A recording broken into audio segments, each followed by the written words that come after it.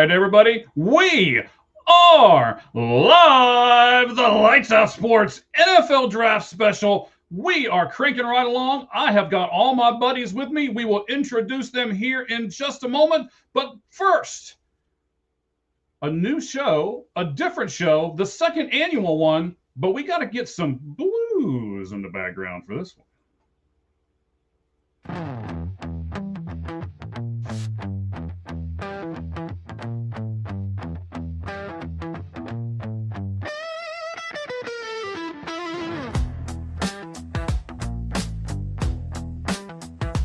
All right, guys, we appreciate you showing up with us. This is our draft special. Each one of these guys has two divisions. They'll introduce themselves in a moment, and they'll pick for those divisions. You're going to hear Wayne's name a lot.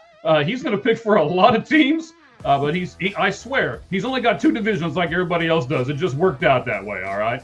So before we get going with everything, of course, I think we all pretty much know who the first pick is. So we're not going to do a clock on the first pick, but what we are going to do is we're going to introduce everybody, starting at the bottom there that you can see and working your way up. So Clint, come on board, buddy. Tell us who you are, where you are, and how everyone can get a hold of you, sir. Yeah, Clint Goss. You can find One Stop Shop, any of my content or guest appearances on Twitter at my namesake or at NFL Draft Dome, YouTube as well. 365 NFL draft coverage, cover all 32 teams, but there's a little bit of a central focus on the Atlanta Falcons, being I am from the Atlanta area, but I describe it as you'll enjoy it if you're a Falcons fan, and if you're not a Falcons fan, it's not enough to bother you. All right, so we got a Falcons fan in the house. He'll be doing the picks from, let's see, the AFC and NFC South. That's what Clint has today. All right, our next guy up, again, from the bottom up. And now, Med, tell us where you are. I know you've got a new adventure kind of going out that's a little bit away from sports. So tell us about that, Med. Well, I just started up Nerdcadia, which is basically a podcast for nerds talking about comic books, video games, all sorts of other things outside of sports. But you can also find me on Fun Football Podcast with my buddy Isaac every Wednesday evening. What time on the Wednesday evening, man? That is a floating number right now, but I will say 8 o'clock. Okay, that's fine. So sometime Wednesday night, right? Yeah. No, that's right. See, you listen to the Lights Out Sports podcast on Tuesday, and then you listen to Med and his podcast on Wednesday. That's fantastic. Cheese, probably most people on this place know you, but you know what? Just for giggles and the other word, and because you have such beautiful hair, why don't you just go ahead and go, buddy? Yes, you can follow me at Football with Cheese, and Cheese is spelled Cheez. Like Clint, I cover all 32 teams. Big emphasis on the NFL draft. A lot of draft content already. More coming. Do a lot of team mocks, total mocks, draft rankings, prospect breakdowns, all of that. And you can follow me on X at Football Cheese. And I even got the official Football with Cheese mug. Yes, merch coming. There's merch coming. Wow. Yeah. Must be nice to have enough money for merch. I don't know about the rest of you, but it must be nice. All right, Wayne, you are from last year. We had to invite you back just like we did Med. Man, fantastic that both of you are here with us. But Wayne, I know you've switched a few things since the last time you were here. Tell us where you are now, buddy. Yeah, absolutely. I am the CEO of Anubis Sports, which is anubissports.com. Basically, it is a blog site where you can go to find opinion-driven articles, so no recaps, no news stories, just opinion-driven articles, but professionally written. We follow a guide that is stricter than the AP guide, so everything is very professionally written. And we're starting to promote the show now with a new podcast we're going to roll out called the Anubis Sports Writers Academy, where I'm going to have a different sports writer on every episode, and we'll talk about how they feel about AI, how who inspired them to be a writer. So really cool stuff. But anubissports.com, check it out. I like it. A little bit more of a personal touch than some of the other thoughts. So yeah, nice. And you said all opinion based, right? Correct. 100% opinion. All right. We like to do our opinions or we wouldn't be here, right, gentlemen? Very true. All right. Excellent. So, Med, I'm not even going to take you off the screen. I'm going to let people look at your beautiful face for a little while longer. All right. Woo, look at that. and I'm going to, I know you have the first pick, Yeah. but I think we all know who the first pick's going to be, except for Wayne. Wayne said earlier when we were talking, he would trade the pick. Wayne, before we tell everybody who the first pick of the 2026 NFL draft is, tell us why you would trade the pick and give us a little bit more background. I'm sure you have a great opinion on it. I do. So basically, obviously, we know the Raiders are not going to trade the pick. As far as we know, there's no reports about that. So it's not going to happen. But we also have to look at the reality that next year's draft class is going to have 5 or 6 first-round picks, possibly at the quarterback position, with Arch Manning, with Julian Sayin, maybe Lenore Sellers sneaks in there. Dante Moore is going to be in there. So if you're the Raiders, you just signed Kirk Cousins, right? He's your kind of stopgap guy, but you did get him to a long-term deal that's kind of a fake long-term deal. He can hold the fort for a little bit, but really, why not? Is Mendoza really a guy that we feel like is better than any quarterback in the next 2 drafts? Or is he just, head and shoulders best quarterback in this draft? Because there's nobody with a gun to their head forcing them to make this pick. If I'm Tom Brady, I'm rebuilding. You need as much capital to rebuild as possible. Why not get 2 first-round picks in next year's draft, possibly 2 in the following draft, and just build your offensive line or your receiving core? There's a lot of holes there. They don't need to rush with a quarterback. All right, so I'm going to go ahead and put the clock in the background just to give us a little bit of time constraint here. Clint, again, I like this. You're the new guy. I think you're going to do really well here on this particular podcast, and hopefully this is going to be a great partnership for all of us moving forward. So what do you think about what Wayne said? Is Mendoza the best pick for them just now in this draft, or is he going to be a good pick for them moving forward, Clint? I think it applies to both. I mean, I understand the logic of saying maybe getting multiple firsts for next year. I also understand what are they going to do, trot out a room that is literally just a no Connell right now. There has to be some faith sold, particularly with a young offensive unit with the likes of Ashton Genty, Brock Bowers, and using those guys to the fullest on their rookie deals. I think they come out swinging in the early second round and beyond to try and fill out the team. And it's kind of one of those things. They have enough needs. It's going to take one piece at a time. I understand the argument for looking to do it at the next draft, but I also think we could say that for a couple of teams. We could say that for the Jets. We could maybe say that for the Cardinals. Hell, who knows? My Falcons might be in that conversation. So having said that, no, I think that's a case of you got to go with Mendoza there and not get too cute. Okay. All right. So, we've got 12 seconds here. We'll just let this thing count down. I know we didn't get to Cheese, but, I'm sure he'll talk a whole lot during this whole thing. So one pick where he's not talking is not that bad. So here we go.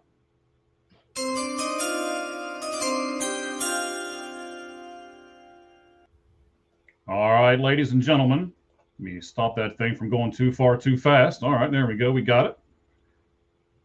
Here we go. So with the first pick in the 2026 NFL Draft, here on the draft special that we're doing on the Lights Out Sports podcast, our buddy Med has selected. I had to look down at the phone just to make sure he didn't give me another text. Fernando Mendoza. So, Meg, I'm going to talk to you for just a second, right? So he's the quarterback, junior from Indiana. He's 6'5", 236. He passed for 3,535 yards, rushed for another 276, only 6 interceptions and 48 touchdowns. Do you like all of those numbers, or would you like to see more out of your first pick? I like those numbers, but you're still going to want to see more. I mean, this is a kid that has huge upside. You look at like Wayne was talking about earlier with the draft. It is going to always be a crapshoot, but you got to go ahead and swing for the fence on this one. This kid has a lot of leadership. I mean, it's Indiana Hoosiers. Who would have thought that they, of all teams, would be hoisting a college football playoffs trophy even 4 years ago?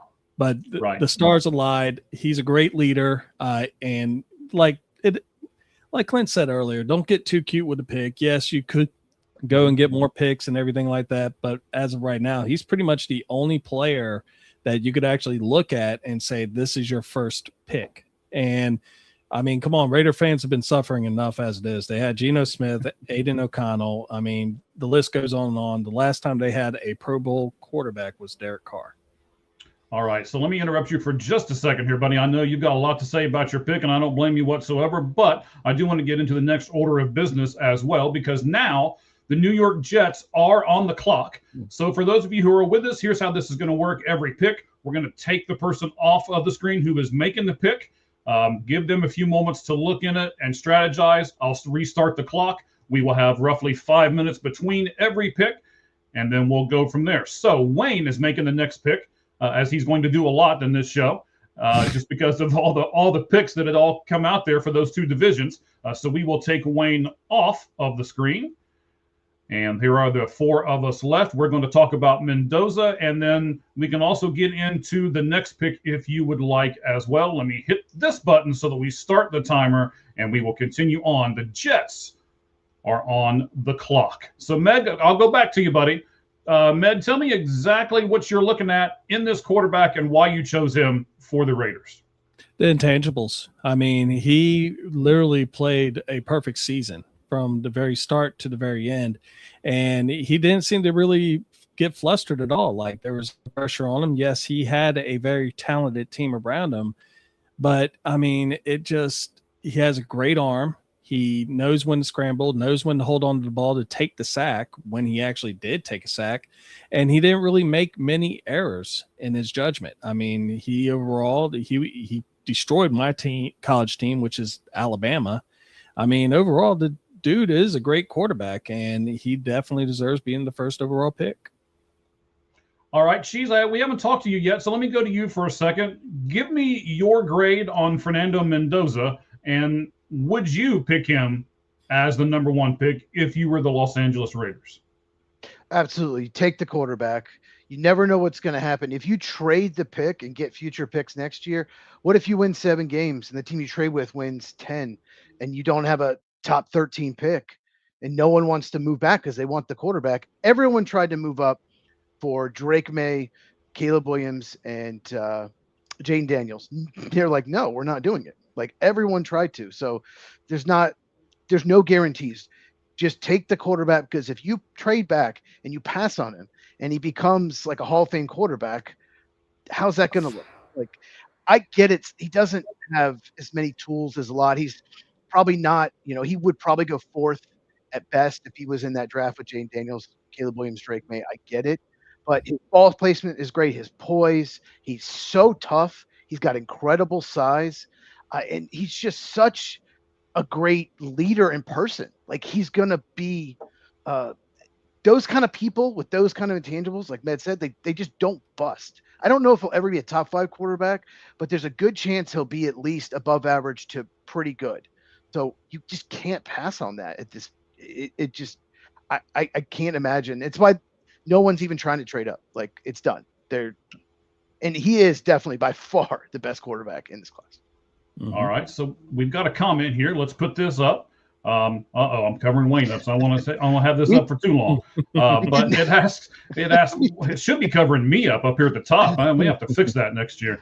So what's your take on the Dexter Lawrence trade? I'll take that back off. For those of you who haven't seen it, Cheese and I did a really good breakdown this morning. We called it Bengals Breakfast. And we did about an hour's worth, and we peeled back. When I sent out the tweet for it, I said we peeled back the orange onion. We looked at stuff. What are they going to do? What are the Giants going to do? What does this mean for the Bengals? What does this mean for their line? What does this mean for other teams that are planning to go up against them now that they have Lawrence on their line? And the only thing that we did not get to, because it happened, I don't know what, Cheese, 30 seconds after we went off the air, Adam Schefter announced the compensation and the one-year extension, and we were like, really? Seriously? Like 5 seconds after we went off the air, I'm like, should we go back live? They announced that he had a 1-year, $28 million extension. Right. And then he passed the physical too, because we were worried about the elbow. We were worried about because what happened with Crosby, so we were a little worried. Yeah. Correct. All right. So, Clint, I'm going to go down to you for a second, and I'm going to give you the option. Do you want to talk about the Dexter Lawrence trade, or do you want to talk about Fernando Mendoza, sir? I'll go with Dexter Lawrence. My first impression, and then having thought about it throughout the day, is still the same. I think the Giants fleeced them. I think it was kind of a conflicting result that could have been considered a little standard for a debated Bengals front office. It's like, okay, so we strung out Trey Hendrickson and wouldn't pay him. So now we're going to let him walk so we can go trade our 10th overall pick so we can go pay a 1-year deal to Dexter Lawrence, who's coming up on 30 years old, coming off of a medical, and what you think you're that much in this winning window with him that you're going to gun for the Super Bowl this year with the other litany of issues you have that puts you in a position to be at the 10th overall pick. No more offseason moves than you made. Did not really understand that. I mean, look, he's a great player. There's definitely a need. If you look at some of the past 1 or 2 free agencies, past 1 or 2 trade cycles, they've been gunning for a defensive interior. Early on in the draft cycle, that was really a point of conversation, was looking at DT1 in this class at the 10th pick. But all things considered, I think you look at it from the Giants angle. Okay, they're going to be sitting there at 5, likely going to be looking at an Ohio State defender. And then at 10, come take your pick of the litter of what is there with the offensive line class. And I know we'll get to that here later on in the show. I think John Harbaugh made out like a bandit here. And I'd have to heavily side with the Giants getting younger, getting somebody that wants to be in the building versus that of the Bengals. All right. Thank you, guys. I certainly appreciate it. As you'll see, we'll kind of rotate people in as we bring people back on. They'll come up at the bottom and we'll flip people up and all of that. So that way we rotate all this beautifulness on the left-hand side of the screen. All right. So the second pick is in right here on the Lights Out Sports podcast, the NFL Draft Special. Down at the bottom, Wayne did it. He has selected for the New York Jets, edge rusher, Texas Tech, David Bailey. Wayne, before we get to you, Cheese, you're going to go off air for a moment because now you're going to make the pick because the Cardinals, my Arizona Cardinals, don't you do anything crazy. My Arizona Cardinals are on the clock. So, Cheese, I'll take you off screen. Wayne, why did you make this pick for the Jets? Well, obviously their biggest need is quarterback, but with Mendoza gone, you're not going to take Ty Simpson at the 2nd overall pick. It's just too far of a reach. Their next biggest need is interior offensive line. And again, there's nobody there worth taking at the 2nd overall pick. So then it falls down to edge rusher and cornerback. Again, corner, not quite, it'd be a reach to take a corner there. So it's edge rusher, and it came down to David Bailey and Arvell Reese. And when you look at the two of them combined, they're the same size. They run the same 40. The biggest difference is the production. We're talking 19.5 tackles for a loss and 14.5 sacks for Bailey. And I know that the Texas Tech plays a little bit easier schedule than Ohio State. But overall, I just think that he's a slightly better edge rusher. His PFF grade is 93.3 versus 75 for Arvell Reese. So I think this is the right pick for the Jets. Okay, I like that. You've done your homework, sir, as I'm sure all of our guys are here because they've known about this for a little bit. That's why we did this. So, Med, I want to go to you for a second, buddy. Mm-hmm. Is this the pick that you would have done for this particular team in the Jets?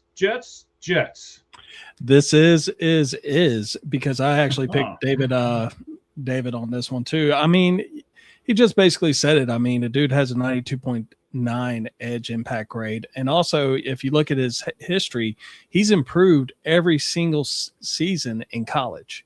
And, you got basically a total worth right there. You could tell that he's improving and he's building on it. He's learning the game a little bit more, really good on one-on-one, and is able to shed in blocks with no problem. I mean, this is honestly the one position that they really did need outside of quarterback, of course. And, they said they needed juice on the outside. So this guy can bring it for you with. Okay. Clint, I've got a note here, and I want to get your opinion on this note about David Bailey. So as he ended the 2025 college football season, he was tied with Nadame Tucker of Western Michigan Broncos for the most sacks in FBS with 14.5. Do you think he's going to carry that over into the NFL, or do you think there might be a problem with him once he reaches the NFL from where he was at with college? No, I think that kind of production translates. And I would add even further to your sack number that if you looked at FBS quarterback pressure rate, those two were also in the top 3 there. So closing on the quarterback, but then even more so closing on the quarterback. That'll translate, versus Tucker. You really like Bailey having a lot more youth. Tucker's more along the lines of a 25-year-old rookie. The things that come with Bailey, you know what you're getting. So much speed, so much first step burst, Going to be some development needed as far as the power and his run defense, setting an edge. But I also think, take the Jets, for example, using this pick, they know that role for him. You're pairing him along the likes of what you have as the larger set on the down lineman in front of him. This is you're purely taking Bailey because you want him to put the quarterback on his backside. You're not taking him to be the super strong run defender. If that was your preference, you'd be looking more at an Arvell Reese. You'd be looking more at a Reuben Bain. But as far as the juice off of the snap, Bailey's the best in this class. But no, I see a translate. I mean, yeah. Do I think he's going to come out and have 14 and a half sacks? No. But in an NFL where we saw a similar kind of archetype of player in James Pierce Jr. coming out last year go and have 10 and a half sacks as a rookie, it's out there. It can be done for those guys who are really just all burst, all speed, and not your creme de la creme of run defense. Understood. I like it. I like this pick for them. I think this is really great. We've got a little over a minute here left before the next pick is in. So I want to say this. Bottom right hand of your screen, you will see a QR code. And we'll do another QR code here in just a little bit too. We have a couple different sponsors for this particular show. It was our most watched show last year, and I'm sure it's going to be again this year, especially with these gentlemen that we have over on the left-hand side of the screen. But you can just simply put your phone up to the screen and scan that QR code. That is frostbuddy.com. You can do frostbuddy.com/Red Hot Reds as well. That will take you right to their site. And this is a neat product. It's a product to where, you don't dump stuff inside of it, although you can. But what it's really made for, and a lot of the stuff here with Frostbuddy, is you can get something from Starbucks and drop it down in the cup and it holds it for you. You can get something from Wendy's. You can get something from McDonald's. You can get in any size, any cup. It all stays in there. It's like a koozie and a tumbler all put together. So fantastic products. And they have MLB licensed products as well. I know we're doing an NFL show, but they don't have NFL licensed products, just MLB right at the moment. So go over there, see what you can get, and I know that you will not be unhappy. So let's pull Cheese back up on the stage here, and then we will announce the third pick in the NFL draft right now. Ladies and gentlemen, with the third pick in the 2026 NFL draft, the Arizona Cardinals choose junior, 6'4", 233-pound edge rusher from the Ohio State University, Arvell Reese. Cheese, why Arvell Reese to the Cardinals? This is the player I wanted for the Cardinals. They may have gotten the best player in the draft. He is incredibly athletic. He's always around the ball. He's got speed, agility, unbelievable acceleration, which makes him an outstanding blitzer. He gave Arch Manning a ton of problems. There were a lot of plays where he would look like he was dropping in coverage. You know how guys show they're going to blitz and drop? He would drop in I'm sorry, buddy. I'm messing this up. I gotta start this clock up, or we're gonna be here for 9 hours tonight. So let me take Clint off the board so that he can make the next pick. Okay. And then let me start the clock. So Clint will get you back up here in just a moment. He is on the clock with the Tennessee Titans as they make the fourth pick of the draft. Might as well just take the person off right before you announce it, maybe. Yeah. But no, I got to do a little better at that. That's my There were plays where he would drop in coverage against Texas and then decide to blitz. And he is so fast and he has such good acceleration that he was disrupting the play. He gave Arch Manning a ton of trouble. I saw in an interview that he didn't really know any pass rush moves. They told him, you're going to be an edge rusher now. And he didn't know what to do. And I did not even pick up on that watching his film. That's how good he was. So imagine how much better he'll get as an edge rusher when he does learn pass rush moves. Now, I'll say this. He wasn't as good in coverage as a run defender or as a blitzer. He didn't play as well in space. And I never saw him put his hand in the dirt. Every time he rushed, he was standing up. So he might have to do that in the NFL. And I'm trying to look at my notes here. And just in the run game, he just rather run around you than go through the blocker. So he in the NFL, someone gets his hands on him, he might have trouble shedding blocks. He just want to prefer to run around them. But this guy has so much upside. He's going to be 1 or 2 probably on my board when I finish my top 100. Almost done. I just love this fit for the Cardinals. All right, so you've already finished your offensive stuff on your channel. You're going to do defense tomorrow. Is that right, buddy? I recorded it before the show, so it'll be out tomorrow. My defensive rankings. Correct. All right, excellent. Wayne, I know that you had to have at least some thought of making this pick for your team, the Jets, that you picked at number 2. Was there much of a thought process here to select the guy that Cheese did? No, there was a little bit of thought process with the Jets when I went with Bailey. It was a little bit of a toss-up. I think Bailey had a little bit of the edge, but obviously with him off the board, and you could say that if Reese goes to the Jets, then Bailey goes to the Cardinals. And it makes sense from the Cardinals standpoint that obviously, they have a lot of needs on that team. Quarterback's the biggest need, but once again, quarterback's not on the board right now. They might trade back into the bottom of the first in real life to get Simpson if he's still there. But right now, their biggest need is pass rush. I mean, they were 19th, they were 29th in sacks in the NFL last year. They were 29th in pressures, right? Their quarterbacks had a field day with them. They need to apply pressure to the quarterback. And when you look at the board, you say, who is the best at doing that on this board? It was Arvell Reese. So the pick makes 100% sense. All right. So, Med, I'm going to give you a stat here because I've tried to get a stat on everybody and then have you guys comment on the stat. Here's your stat, buddy. So, Arvell Reese is the 2025 Big Ten Linebacker of the Year. When you're looking on your draft board, does that move Arvell Reese up just based on that award alone? We can't hear you, buddy. Yeah, no, I had myself muted, so I okay. wouldn't have any background noise when everyone else was talking.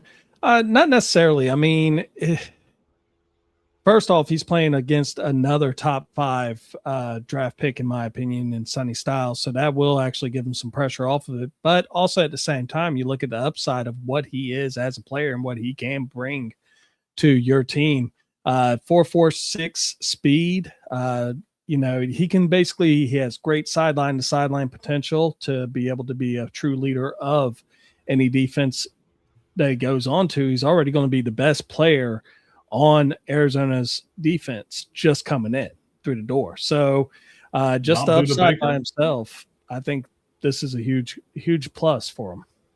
So you don't think Budda Baker is better than Arvell Reese? I mean, you got a point right there. Okay. I'm not trying to, undermine you. I'm just giving you the opinion. I figured that, you had a reason for it. And I'm not trying to, Well, no the Cardinals need more with shovels or anything over here. Okay. The Cardinals definitely need more playmakers on defense, and he is a playmaker. Very true. Yes, all of those things are true. Wayne, you got about 40 seconds here. Once I get to you, let's go back to you for just a second, buddy. What about this pick coming up? Because let's see, are you going off? Yes, you're going to go off screen. So what about the pick coming up here? The Tennessee Titans. What do they need? What should they go after? What position? Yeah, I think the Titans need a lot of different things. I think that the consensus around the mock drafts out there is that they go Jeremiah Love at running back. I personally don't like taking running backs that high. I don't like taking running backs in the first round. I wouldn't take Bijan in the first round. I wouldn't take Saquon in the first round. I just don't. I think it's a wasted pick. It's to me, it's right above punter in terms of importance. So for me, I wouldn't go running on back. Punters. Good Lord. So I wouldn't go running back at 4. But that's probably the way it's going to go. Okay. All right, buddy. So let's do this. All right. So the pick is in. Let's do this a little better this time than the last time. Wayne, I'm going to go ahead and take you off of the board as you make your next pick, which will be for the New York Football Giants, their first of 2 picks in the top 10. We'll get to that here in just a moment as to why. And then we will also bring Clint back on. So let me take you off. Let's pull Clint back on. There we go. And then here we go for this pick for the Tennessee Titans. So, ladies and gentlemen, with the 4th pick in the 2026 NFL Draft, the Tennessee Titans choose Notre Dame running back Jeremiah Love. All right, buddy, I'm going to go right to you. Clint, why Jeremiah Love and no one else? I think kind of just following the breadcrumbs of what we're hearing, it's easy to peg putting a rushing threat, a receiving threat, and arguably the top pass blocking running back in this class with second year quarterback Cam Ward. You really know what you're getting from Love, being able to project him being in a committee backfield with who I believe will be the second running back off the board in this draft in Jadarian Price. As far as the last 2 seasons as the primary starter, you've seen back-to-back years of Love with 6.9 yards per carry. You've seen back-to-back seasons with 17 and 18 rushing touchdowns. You've seen back-to-back seasons of 28 and 27 receptions with nearly just a hair under 10 yards per catch there too. The best pass blocking statistics of the running backs in this class. I think shooting for the ceiling and there being a comfortable floor in a class such as this, lacking more of that high-end blue chip talent, you don't get cute and take one there. As far as the sentiment of not taking a running back in the first round, Bijan Robinson statistically was one of, if not the best player in the NFL this season. I think they think that kind of way about a Love, like we talk about a Jahmyr Gibbs, like we talk about a Bijan Robinson, and being able to have someone at a high-end position. I could have considered Sonny Styles again. I think this draft, more than any we have seen in the last 4 or 5 years, will lack the extremism as far as positional value. Teams are going to have their player. They're going to take them. They're not going to worry about, oh, he's a running back, oh, he's a linebacker, oh, he's a tight end, et cetera. And I think that applies here with David Bailey already off the board. The next edge they'd be able to look at is Reuben Bain. And even haven't considered that when you look at what else they have. I just think they have to do something and will do something here that is directly impactful to Cam Ward in this offense. So I think Love is very exciting there. And I also think, for all the discussion we have about them really needing an alpha receiver and really needing an option there, it's kind of like the Bijan argument. I mean, we talk about Atlanta's receiving core. Bijan's essentially been our receiver too there. And maybe if you not include Kyle Pitts in that same realm, I think that is the anticipated usage of Love. I think all things considered, that's just an exciting pick for him. And lastly, I just use the word exciting. That fan base needs somebody to get excited about. That fan base needs some flair. That fan base needs the kind of player you buy his jersey. And I think Love is all of those things. He's definitely a culture pick. Is somebody that's all business. I think everything points to this being the pick for him. Okay. Man, that's some great analysis right there by Clint. We appreciate you, sir, making that pick for us and giving the analysis there, buddy. That's your first pick of the night.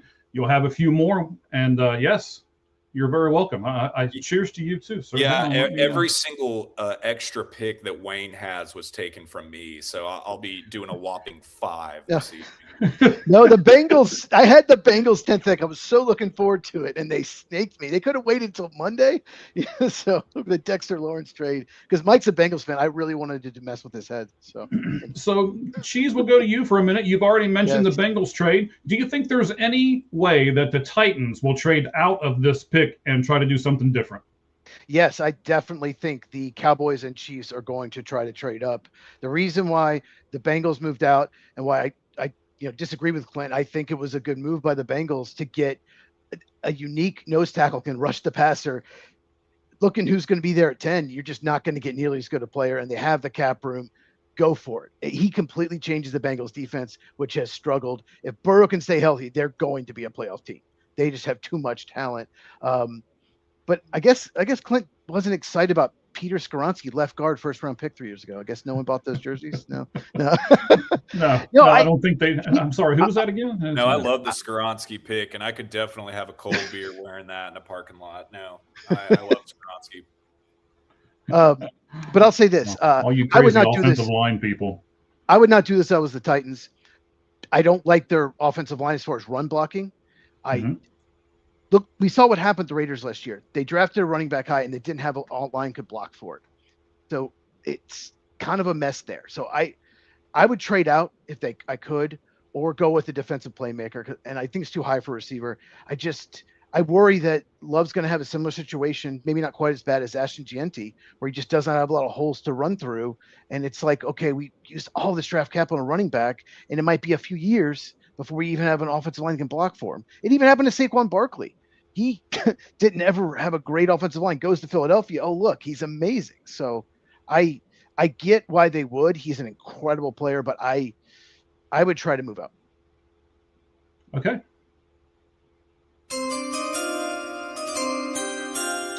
All right, the pick is in. Now, Clint's over here saying, I only got 6 picks, and he's got like 2 picks of the first 6. So we're going to take Clint back off. He is going to make the 6th pick. Is it you? You are right. It is you. I'm sorry. All right. I was writing my shorthand over here and messed it up. So, yes. I know.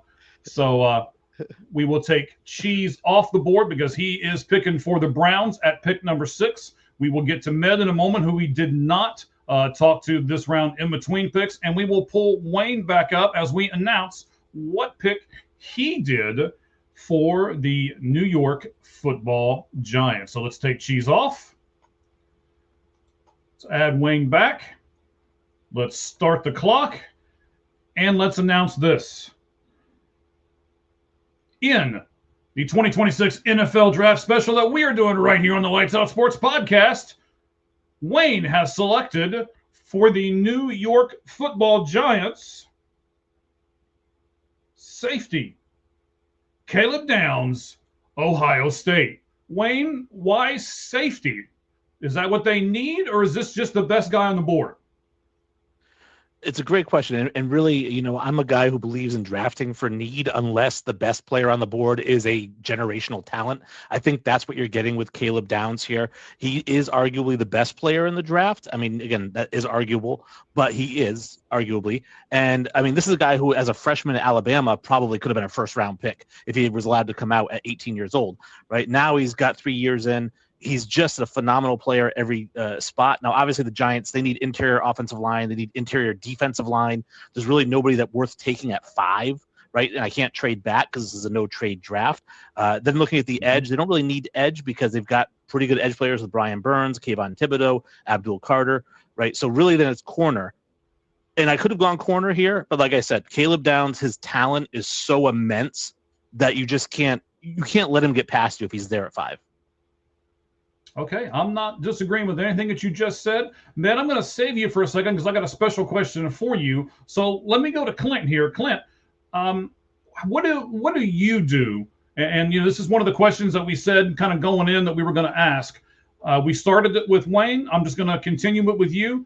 Are you a guy who, if you're the GM, are you picking the best guy on your board, or are you picking the person that is the best need, and then kind of put all that together here with the Caleb Downs pick for the New York Giants?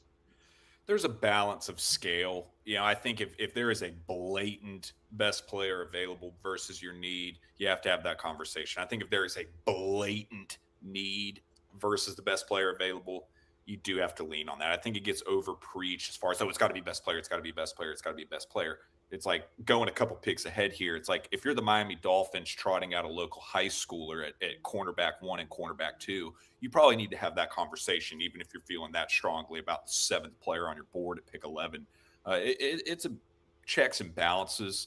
But if you were to have to sway one way, you probably lean more so to the best player available. It also does a checks and balance as far as what is your winning window. I use the Dolphins example. They know this is going to take some time. They've got so many needs. Take the best player available. Versus, and I know they don't have a pick, but we've been talking about how the Bengals have stated that they believe their window is now with this Dexter Lawrence move. Mm-hmm. They did do that and said, we're going and getting the need. It's this defensive interior. We've got to have a difference-making body there. So that is a little bit of a loaded response. If I tied that back into the Giants, this probably isn't the biggest need. In the fact that you've got Javon Holland there, then you've got Tyler Nubin, former 2nd-round pick, and I understand that John Harbaugh's the boss now, and he did not make that pick, but Joe Shin is still fetching Gatorade and coffee in that room, and he did make that pick. So having said that, it's not the biggest need, but the best player available here for them, you would have to lean with Downs, and it's close enough. It's such an obvious opportunity to upgrade there. also have some nickel availability too. I think you also lean on the history as far as the traits of John Harbaugh as a head coach in the draft. Maybe more so than any head coach out there right now. He's not afraid to challenge the status quo as far as positional value. This is the guy that'll take Kyle Hamilton 14th overall when he should have been a top 5 pick in this class. This is the guy that'll wait until the 20s and beyond to go for a new receiver when there's been a blatant need there for Lamar Jackson, whether it be Hollywood Brown, whether it have been Rashad Bateman, whether it have been them going and making a move to get DeAndre Hopkins, et cetera, et cetera. Having said all that, if anyone is going to say, F it, I don't care, I'm taking a safety here, I think Downs is the highest floor player in this class, and I want him. He's the guy to do it. So I think when you pair all of that, no, if I were to have made this pick in this exercise we're doing, I would have taken Downs as well. Okay. Well, see, now you verify what Wayne's doing. I'm sure he feels so much better. I hope that headset doesn't pop off there when his head starts to swell. So we should be good. Speaking of another guy who looks like he has a headset on too, Med, you've got a few seconds, so I'm not going to go to you for a second, but I swear you'll be the first guy we go to after this next pick because Cheese has got everything done. It is good. We will pull him back up here. He just picked for the Browns at 6. The Commanders are at 7. So, Wayne, you're going to go off the board for me, and I'll pull Cheese back on the board. Yes, sir. Thank you for the wave. I appreciate it. And all right, we'll take him off. We'll put Cheese back. Look at me being like almost a producer type guy here. Before it's all said and done, I'll get all of this right. Now we just got to hit play on the clock so we get an accurate time there. And Cheese has made this pick for the Cleveland Browns, and he has selected Carnell Tate, wide receiver from the Ohio State University, 6'2", 192 pounds. I want to go to Med because I feel sorry for Med real quick. Cheese, hang on a second. Mm-hmm. Carnell Tate's only 192 pounds, Med. Does that make a difference to you when you're looking at different receivers that he's not even 200 pounds? A little bit, but also at the same time, you look at the other receivers that are in the room with him, and right now they need another receiver. They got Jerry Jeudy, who is their number 1 receiver as of right now, and Carnell Tate, his ability it outshines what his total weight is. I mean, he can always bulk up later in years. And I mean, he's a possession receiver, and with Shamir Sanders down there, I probably just butchered his name, but okay. With Nobody him cares. there, Don't worry about it. I mean, he's going to need someone to be able to throw to other than their tight end that they have down there. All right, so I want to stick with you for a second, Matt. I know I asked everybody else. So when you are looking at, you're the GM, you're looking at these things on the clock. Are you going to listen to me. Are you going to pick the guy who is the best need, or are you going to go with the guy who is the highest on your board? I'm going to go with the guy that can fit my system. It's, as far as like what Clint said about Caleb Downs not being major need for them, I would have probably went with Sonny Styles myself because you already got edge rushers. You need linebackers. If anything, you do have Tremaine Edmonds who came in, but, as a Bears fan, I could tell you he likes tackling people 4 yards down the field, but that's a different story. But I always look at need, but the first thing I look at is who fits my system. Okay, so who fits your system is on top for you. Cheese, I want to go to you. Why did you choose Carnell Tate for the Cleveland Browns, sir? He has a lot of positives. I'll go over a few negatives at the end, but he is so smooth in and out of his breaks. His body is always under control. He has incredible hands. Catches the ball away from his body. I don't know if I've seen a receiver in recent memory that was as good at contested catches as he is. He tracks the ball on deep throws and makes adjustments. A lot of people think, oh, someone's super fast, they're a great deep threat. It's so much more than that. You have to be able to track the ball. You have to adjust to the quarterback. I'll even say this. I'm a little disappointed in Julian Sayan's deep ball accuracy because a lot of throws, Tate had to adjust, either slow it down or track the ball a different way. It wasn't like right on his hands, but, we'll talk about Julian Sand next year. But he is also a very good blocker and willing blocker in the run game. And that's just, a plus. It's not the most important thing. It's a plus.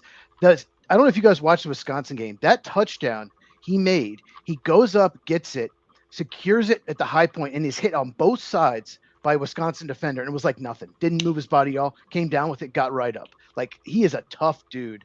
Now, so many good things. Here is a few negatives. One, he's the number 2 receiver, so he was never, Jeremiah Smith is the one who's going to get more attention. But didn't really seem to phase Emeka Egbuka as a rookie. He had a very good rookie season. He really struggled against press man. When he had to go up against corners that were bigger than him, that could press him, he struggled to get started on his route. So he will be tested more of that in the NFL. So you might have to use him more in the slot or in motion because he just does not get off, blocks get off press very well. And he's not a real yards after catch guy. I was surprised by that because he's athletic. He runs faster than his 40 time. And one more quick little thing. I think this is kind of strange, but it seemed like some games he only ran curls or 9 routes, like goes or curls. Like, it's like, okay, he's very good at those routes, but it just seemed like they didn't use him, in a lot of like the whole route tree at times. So, but I really like Tate. I think he can be a very good number 2, possible upside of a number 1. All right. So I know what the next pick's going to be. We only have a few seconds left. I will tell everybody this might be the first one in the draft that we have some controversy about. So we'll get to that here right now. All right, so we have made the pick for the Commanders. That was Wayne. Clint, you have the next one in the Saints. So again, I'm going to take Clint off the screen. We will get back to him here in just a second. We'll put Wayne back on the screen. So let's take Clint off, put Wayne back. Be surprised all the stuff I've got over here. So clicking the right buttons and everything. That's great. Here we go. The Washington Commanders, with the 7th pick in the 2026 NFL Draft, they select tight end from Oregon, Mr. Kenyon Sadiq. Wayne, defend your pick, tight end to the Commanders. So obviously the Commanders' biggest need is pass catcher, and their second biggest need is pass catcher because basically they have nobody to throw to. Treylon Burks is their number 2. That's really a number 5 on most teams. So this is really a team. They have Terry McLaurin and no one else. So I was hoping Tate was going to be there. He wasn't. So then my choice kind of came between Mekhi Lemon or Kenyon Sadiq. Now, Sadiq is an inline kind of wide receiver type tight end, kind of like a Daniel Graham. He's not a great run blocker, so you're not going to see him a lot in line. He's going to be running a lot of pass patterns. So he basically is like getting a big, muscular wide receiver out there.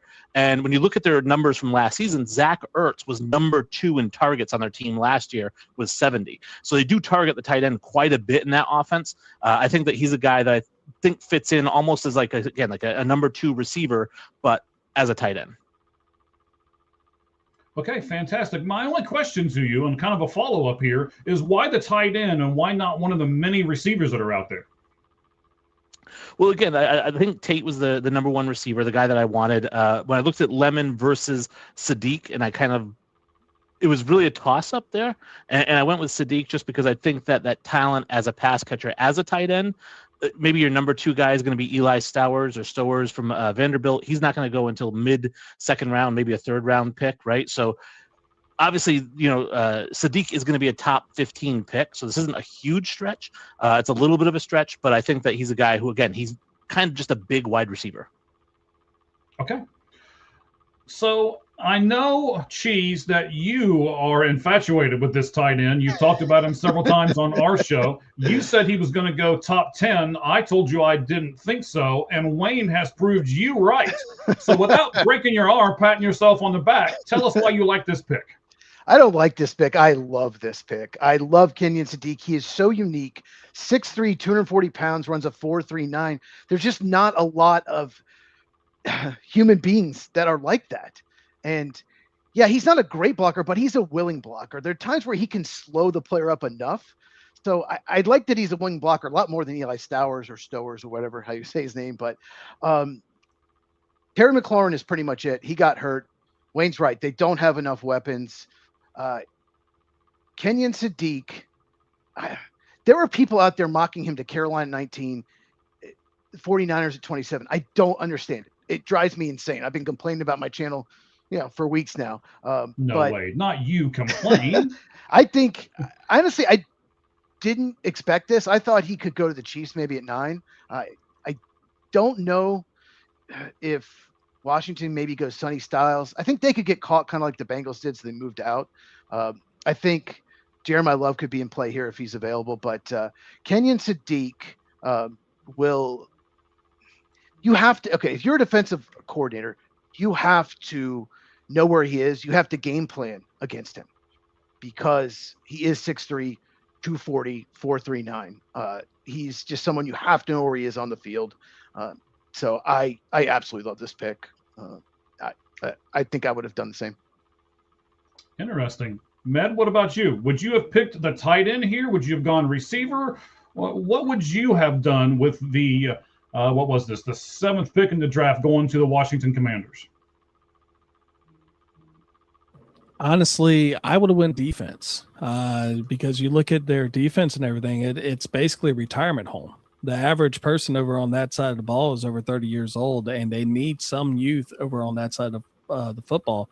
Bobby Wagner's 35, Von Miller's 36. And, the only youth that they really have is on the backside of that defense. I don't hate the pick because Kenyon Sadiq with Jaden Daniels, when he was with LSU, he did throw the ball quite a bit to his tight ends. And Zach Ertz was definitely a factor for him. He had 50 catches last year. And, I think they had between all the tight ends, they had around 82 receptions. But, he is a matchup nightmare, but, also at the same time, a matchup nightmare in college football is the average dude in the NFL. He's not an average dude. All right, guys. He's a dude. He's a dude. He's that guy. He's that guy, huh? All right. So the team that's on the clock next are the Chiefs at pick 9. So that means Med will go off. So let's take care of that here. Let's remove Med. We'll bring Clint back on as well. Clint just made this pick. Again, this is going to be kind of interesting to see how all this kind of shapes out and looks. I love this. Let me go ahead and start the timer in the background because this is why we do a show like this. Everybody has their own opinions. We're not saying anybody's right. We're not saying anybody's wrong. But I tell you what, this draft has already fallen different than I thought it would.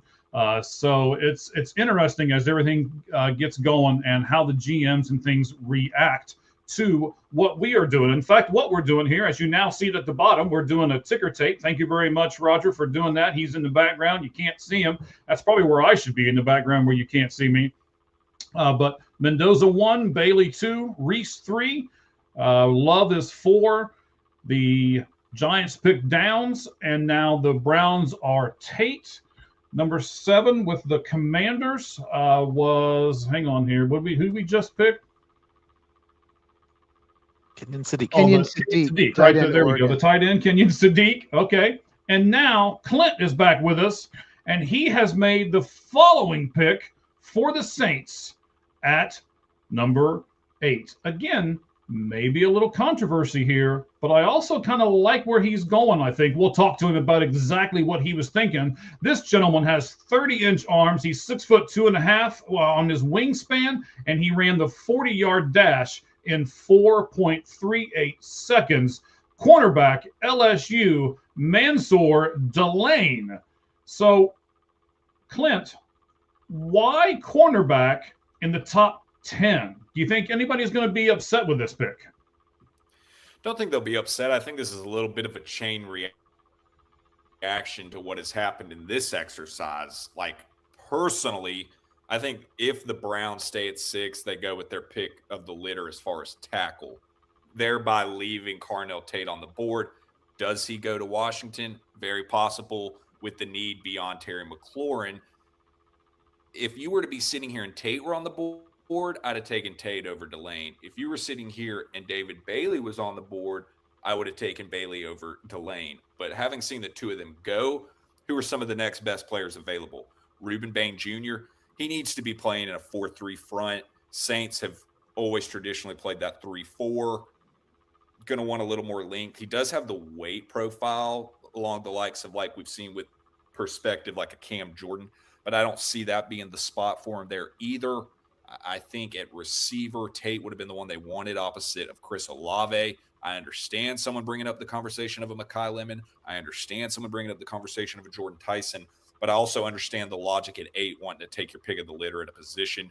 I think Delane, obviously the connection within Louisiana and playing at LSU, but then look at who they have in these rooms as well. You got Kool-Aid McKinstry at the corner 1. Beyond that, they're going to have to kick their starting nickel from last year to corner 2 in Quincy Riley, who did have a good rookie year. They did like what they got out of him as a 4th rounder. But you do that subsequently, they're plugging in Jordan Howden, starting at a nickel spot, who's really has very minimal experience.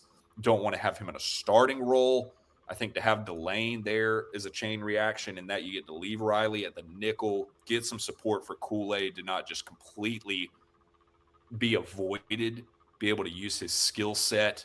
I think that lines up well. I think you look at Delane, over 2,400 snaps played in his career, 4 interceptions, 8 career interceptions. And then you look at, 2024, he only has 4 penalties. Last year, he has 0 penalties. Nobody threw at him. Nobody threw at him last year at all. Took away a side of the field. I think to have that supplemental to Kool-Aid is good.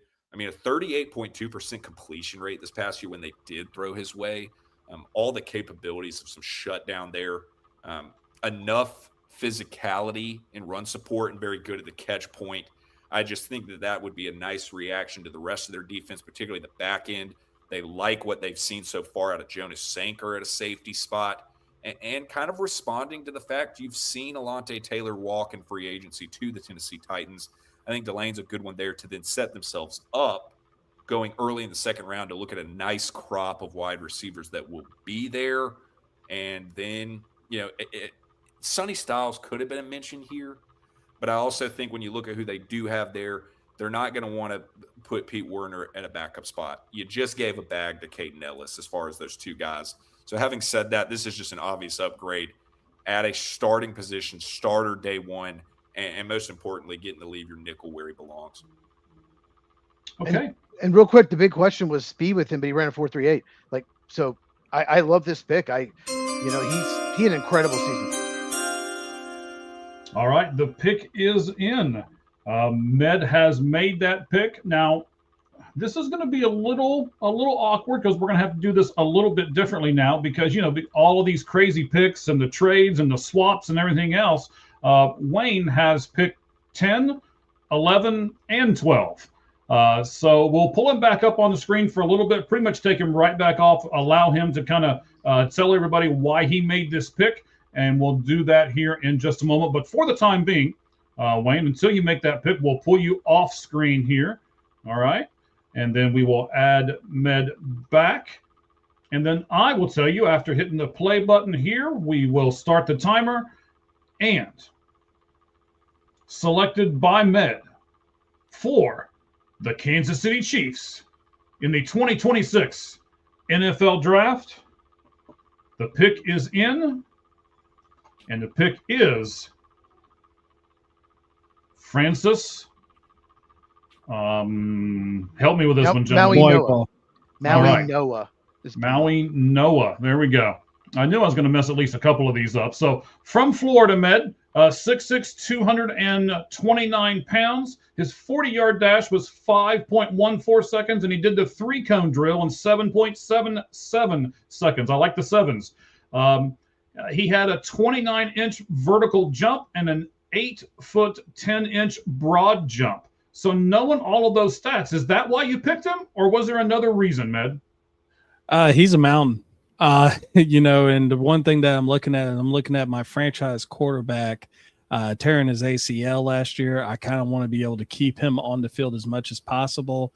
And with, a lot of people talk about how elite the Kansas City Chiefs offensive line is. It was elite 7 years ago. It is now rated in kind of the middle of the pack. And, you know, what you want to get is you already got Simmons from last year on one side. Let's go ahead and get another mauler and put Francis on the other. And 80-inch wingspan, that's crazy. I mean, that means he has great lateral movement. He can block just about anyone, just nullify him and then give Patrick Mahomes a chance to basically work his magic. Actually, Sadiq would have been a pretty good option here, but he already got picked up by the Washington Commanders. So, I mean, can't really get him now. So, but I like this pick. Okay. So, Cheese, I'm going to go up to you for a second. Do you like this pick?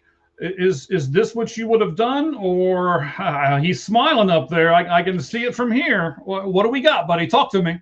There's no way they're passing on Ruben Bain here. There's no way they would pass on Ruben Bain. That he's such a good fit for their system. I know it's some off the field stuff, but look, offensive line's a need. They need a guard and a tackle, in my opinion. But I don't see them passing on Bain. I thought, Bain would be gone. He's not.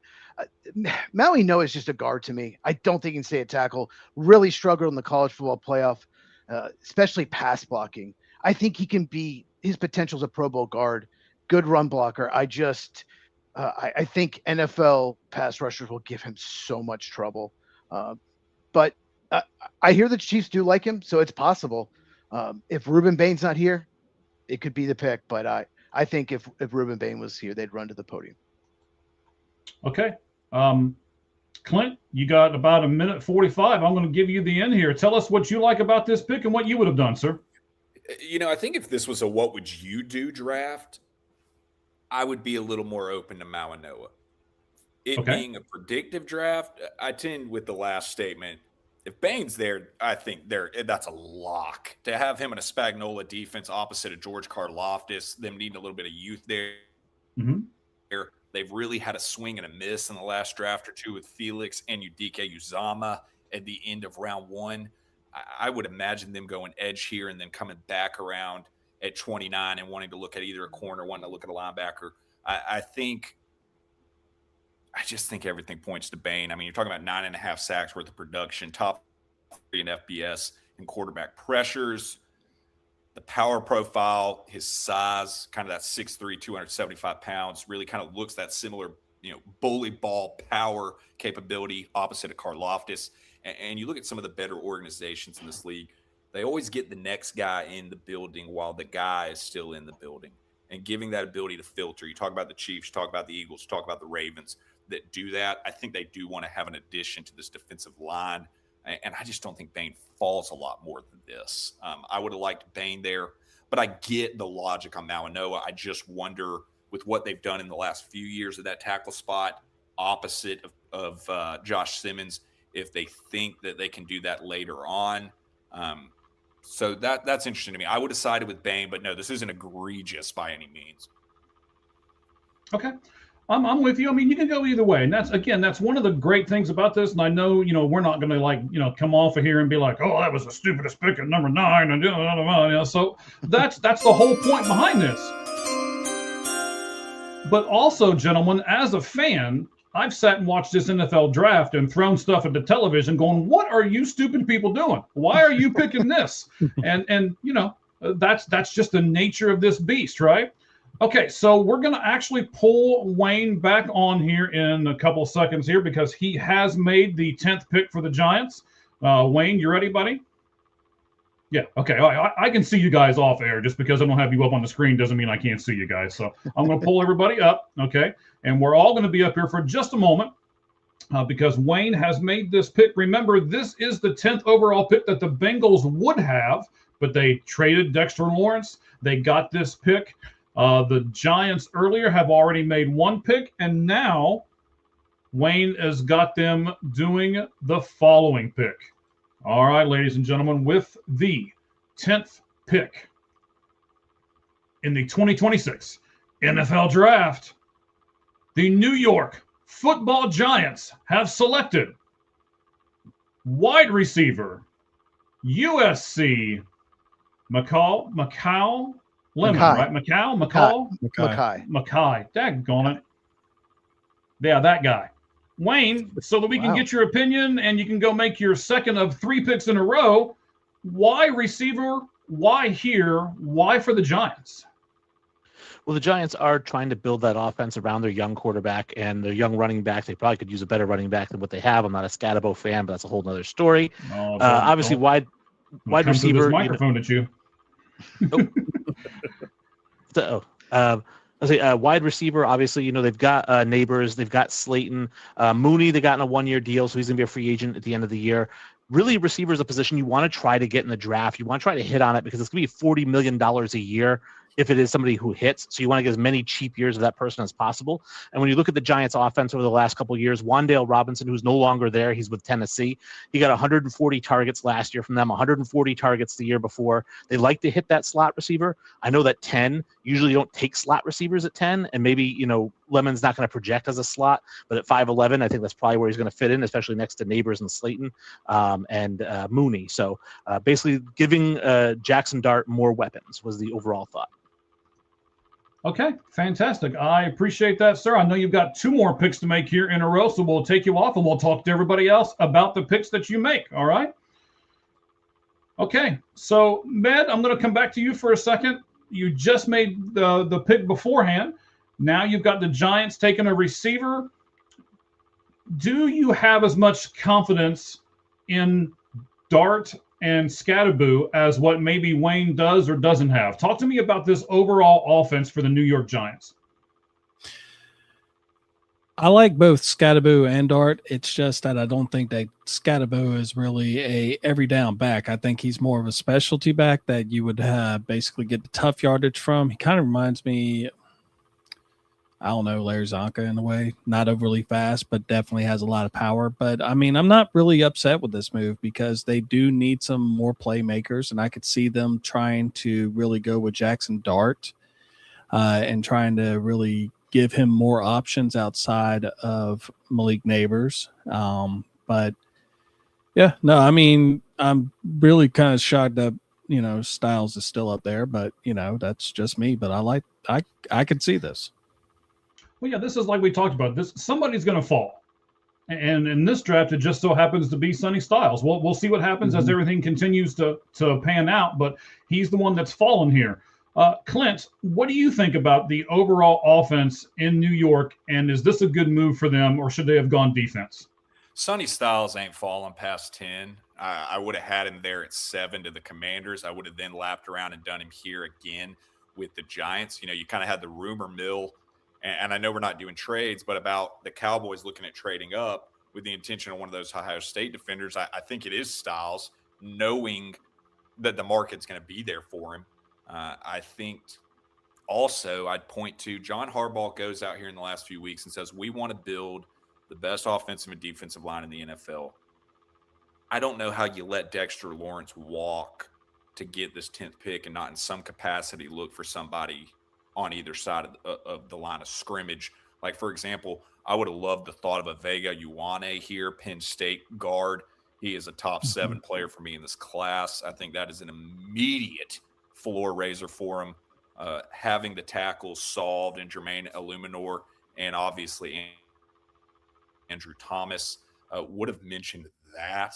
I think for them to look up in Styles be here and the thought of having Styles and Downs would have been too much to say no to as well. I get the mention of receiver, but I also would go back to what I've said about the tendencies of John Harbaugh in the past of being comfortable waiting a little later on as far as a receiver addition. You've already got a receiver 1 in the room and Malik Neighbors, though he is coming off an injury. I would have maybe imagined, now you've put yourself in a position, you're picking 36th. The defensive tackles will line up very well for value there. So let's assume they do that. How long is he going to wait to lean on this? Oh, we want this offensive line. Oh, we want that to support Jackson Dart. And then a Cam Scatabo coming back from injury. So while I very much like Lemon, it's not the Lemon pick. It's more who's there. And I'll say this. We got to get Sonny Styles off of here soon. We got to do it. If he falls past Dallas at 12, I'm going to have to go have a cigarette and then come back on camera because it's just not going to happen. All right, buddy. So you may need your nicotine before it's all said and done here. But Cheese, I'll go up to you for a moment here. Actually, less than a minute, about 35 seconds.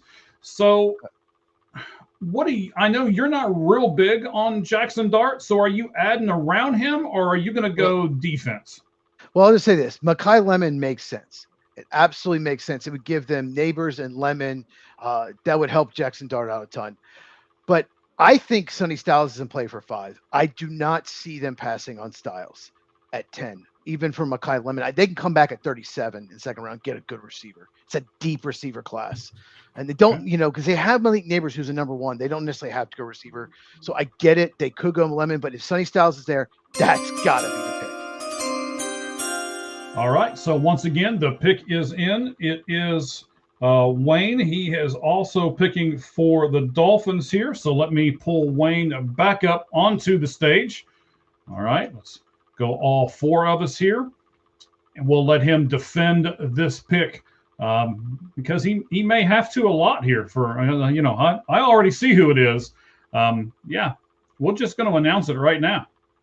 So, ladies and gentlemen, with pick number 11, the Miami Dolphins select Miami edge rusher Ruben Bain, the 6'2 junior out of Florida, Miami of Florida. All right, Wayne. No Sonny Styles yet. Somebody on this screen is chugging. I'm not sure what he's chugging, but he's chugging something over here because we ain't got Sonny Styles off the board yet. Wayne, why did you choose Ruben over Sonny? It was coming down between the two of them. Miami does need a lot of things. I mean, they're in full rebuild mode. They're not really trying to win right now. It doesn't look like with the moves that they're making. So they're trying to build. And looking at their team, I mean, defensively, your edge rushers are Chop Robinson, who does have promise, but, hasn't quite lived up to it yet. Josh Uche, who I love as a Patriots fan. I love Josh Uche when he's here. But again, he hasn't quite lived up to anything. David Ajabo, which I don't think that's a guy you really want as one of your top edge rushers. So really, edge rusher was a need, and obviously the top 2 players on the board right now are edge rushers. Really, the biggest difference between Styles and Bain for me, it came down to I think Bain is a little bit more complete. Obviously, Styles is a freak athlete, but I think Bain is a little bit more of a complete a linebacker there. Obviously, the hometown thing helps. It's kind of like when they took Jalen Phillips. Same idea. It's a guy from Miami that they're bringing in, and then they traded Phillips to Philadelphia. But that's a whole other story. But I do like Bain here as a good fit for them as an edge rusher in Miami. All right. So while all of you are up here on the screen, he just chose the 11th pick for the Dolphins. We're going to have Wayne choose the 12th pick for the Cowboys. And then we're going to take a small break from picks for a minute. And I'm going to ask all of you, which team do you think would move up into that top 12? I'll do like a minute for each one of you. Give me what team you guys think and why they would want to move up into that top 12. First of all, let's go ahead and take Wayne back off so that he can make now the 12th pick for the Dallas Cowboys since they are on the clock. I'm going to try to keep everything short with everybody. I know we got a couple comments I need to get to and everything else over here, so we're doing a lot. But Cheese, I would agree with the statement, and we've said it on our show, Lights Out Sports Podcast, that Miami needs everything. So where do you start? Yeah, this is a no-brainer, I think, for them. Jeff Hafley's very pleased. Let's just talk about Bain. He's a power rusher. He will run through you. That's what he wants to do every single time. But he has really good bend, and he can get below the pad level. And there are some speed rushers in the class that can't do that. He was incredible against Notre Dame, incredible against Ohio State. So those are 2 really good teams, and he just dominated in those games. Nonstop motor, good run defender. Here's the only thing that really worries me a little bit is when his power fails, a real powerful tackle, he usually fails. He tries to run through you, and there's going to be some powerful tackles in the NFL, and there might be games where if he cannot beat them, he can't win with power, he could struggle. So he just doesn't have that twitch, that quick first step that a lot of edge rushers, successful edge rushers do in the NFL. So he has to win with power, kind of like Jared Verse of the Rams. So, and I guess the only other issue is his length. He doesn't have long arms, but no doubt about it, his production, his motor. like I said, Notre Dame and Ohio State, just watch those games. He just destroyed them. All right, so Med, I'm going to go to you for a moment. Now we've picked 11 picks here. Are there any of these 11 picks that have really surprised you? Did you look at that pick that one of your fellow cohorts made? Because I know your picks are the greatest picks in the world. And after they picked him, you said, "Oh, I don't think so." Any of those so far? Really and truthfully, the only one I really was kind of like, was Kenyon Sadiq. I mean, other than that, but like I said, I understand the pick. Looking at it from other perspectives. But out of every single one, I mean, pretty much this is very similar to what I would have done. And I mean, the Khalib Downs one, but what do I know? No problem. I picked Francis at number 9. So okay, well, I mean, he could very well go number 9. Draft, gentlemen. He could absolutely go number 9. So yeah, he absolutely could. I wouldn't take him at 9, but he absolutely could. And that's the rumor that they really like him. All right, Clint, has this draft fallen the way you thought it was going to fall?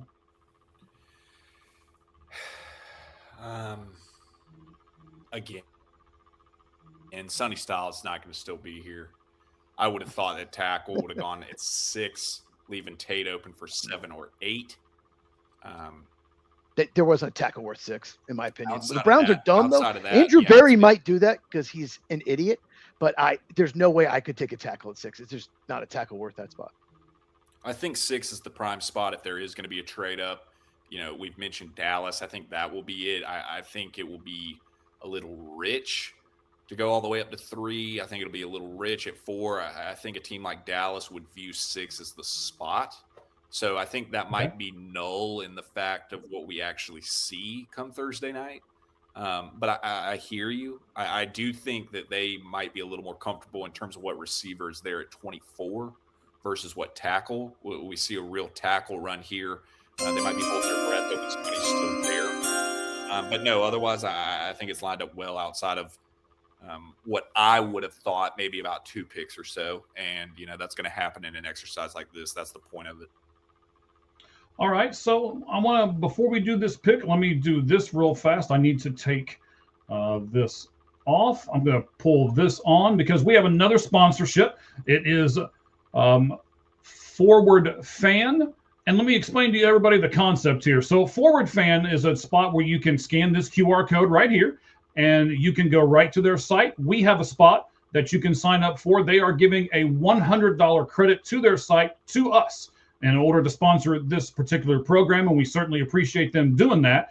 They have tickets for the NHL, and they have tickets for MLB, and they're working on tickets for the Super Bowl. They will have it here in a few weeks, but they just didn't want to do projections that they didn't actually have here at this particular juncture, and I didn't want to give things that were inaccurate, so we decided not to give you the stuff for the NFL.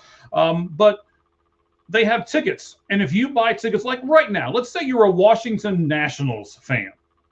You can buy tickets to the World Series. Are you ready? $5. For $5. That's right. And then once you do that, you can pick whatever game you want. If you're like, okay, well, you know what? I want to do, and tickets for those games, over $2,000 usually for any of those World Series games. And you can buy them right now really, really cheap, depending on what team you're rooting for. So if you are a big-time fan and you think that your team has the ability to make it to the World Series, then buy your ticket now, lock in your ticket price, and you'd be amazed at what you can do, what an experience you can get for what a bargain. And that is forwardfan.com. You can go there, and then you can scan this QR code right here on the screen, and that will take you right to the spot where you fill out the small questionnaire so that you can be in the running for a $100 credit to forwardfan.com. All right, let's pull Wayne back up here. Wayne has picked for the Dallas Cowboys as we get everybody, and then we need to pull the clock back up. Let me do that as well. There we go.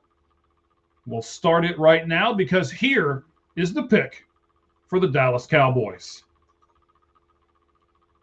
Linebacker from the Ohio State, the 6-foot, even 205-pound linebacker, Sonny Styles.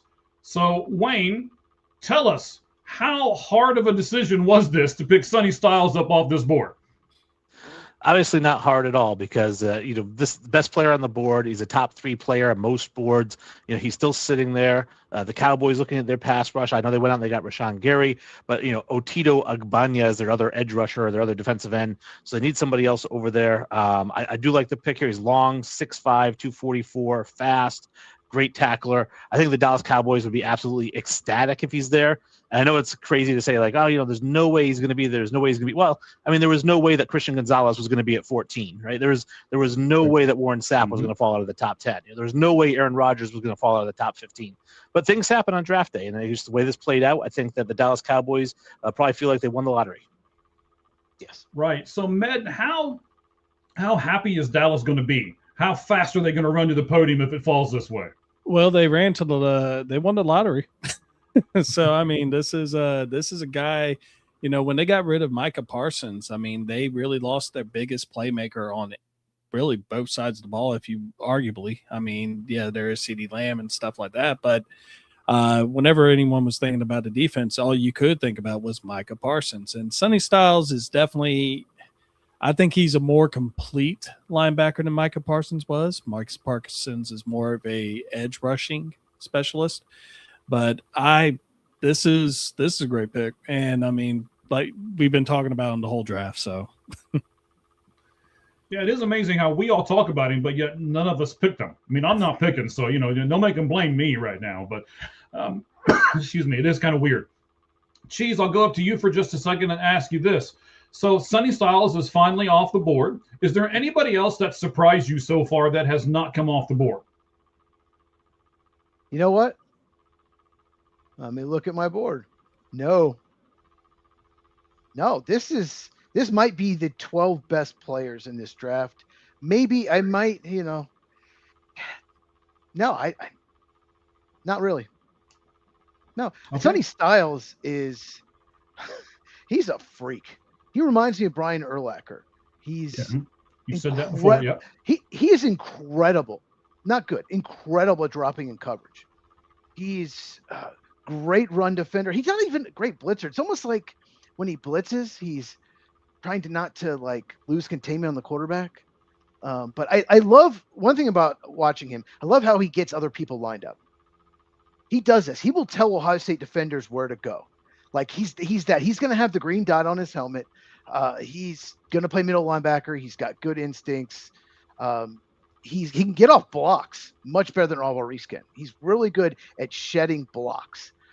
There's just so much to like about him. Really, my only problem is he's just really not a great blitzer. I don't know why, because he's so athletic. But yeah, I love Sonny Styles. I don't think he'll last to 12, but Dallas would be ecstatic. All right, so Clint, Sonny Styles did last to 12. He did go to the Dallas Cowboys. How many more wins does this give Dallas if Sonny Styles is wearing the star? I mean, look at some of the names that they do have in that linebacker core. DeMarvion Overshown, incredibly athletic, but coming off of a big injury. Gotten good mileage last year out of day 3 pick Shamar James, former 5-star recruit coming out of Florida, who they saw some good things out of. But, I mean, he comes into this room as the best linebacker immediately. I'll even throw the hot take on here to spice it up. Styles is the number 1 player on my board. I think when you look at 6'5", 244, sub 4'5", 43.5-inch vertical, former safety, converting down to linebacker, got a brother athletic enough to be in this draft and run a 4.28, got a dad that was a 3rd-round pick back in the day for my Atlanta Falcons, having been a damn good player at Ohio State as well as far as those bloodlines. This is an all-business kind of player. You want to see some of the best high school basketball highlights you've ever seen since Cooper DeJean came out in the draft. Pull up Styles. I mean, the kind of kid in high school that could jump and not dunk, but touch the top of the backboard kind of ups. I think his instincts to not hesitate in pursuing the ball carrier. And I think you just look at modern defenses. We like to use the Fred Warner mention so much, but I do think when you look at just kind of that slim built body, but carrying the size so well, the freak athleticism, ability to drop in coverage, ability to go sideline to sideline, his football IQ as far as being a green dot, the future he has there. And then looking at the landscape of the current top shelf linebackers in the league, the Fred Warners of the world, the Roquan Smiths of the world. He has that kind of ability to then, kind of take the torch and go with that. And when you look at a draft like this, where we're seeking more top end blue chip talent and somebody that has the potential to be a Pro Bowler and an All Pro and be one of the top 3 or 5 guys in their position, that's a swing at the bat you take with Styles. Were he to go to 12, Jerry Jones would need to have a babysitter for the evening because he'd go get himself in trouble. He'd be so excited. I really do think that they are so gung-ho excited about him. That is who they're eyeing in a trade up. But having said that, the 12 isn't so outlandish in that I think he's probably looking around that 6 range. So, we're talking about being this is coming from me being the one over here that's like, oh my God, I'm the most dramatic about it. That's 6 picks off. I like that we established a floor here, particularly with that team fit.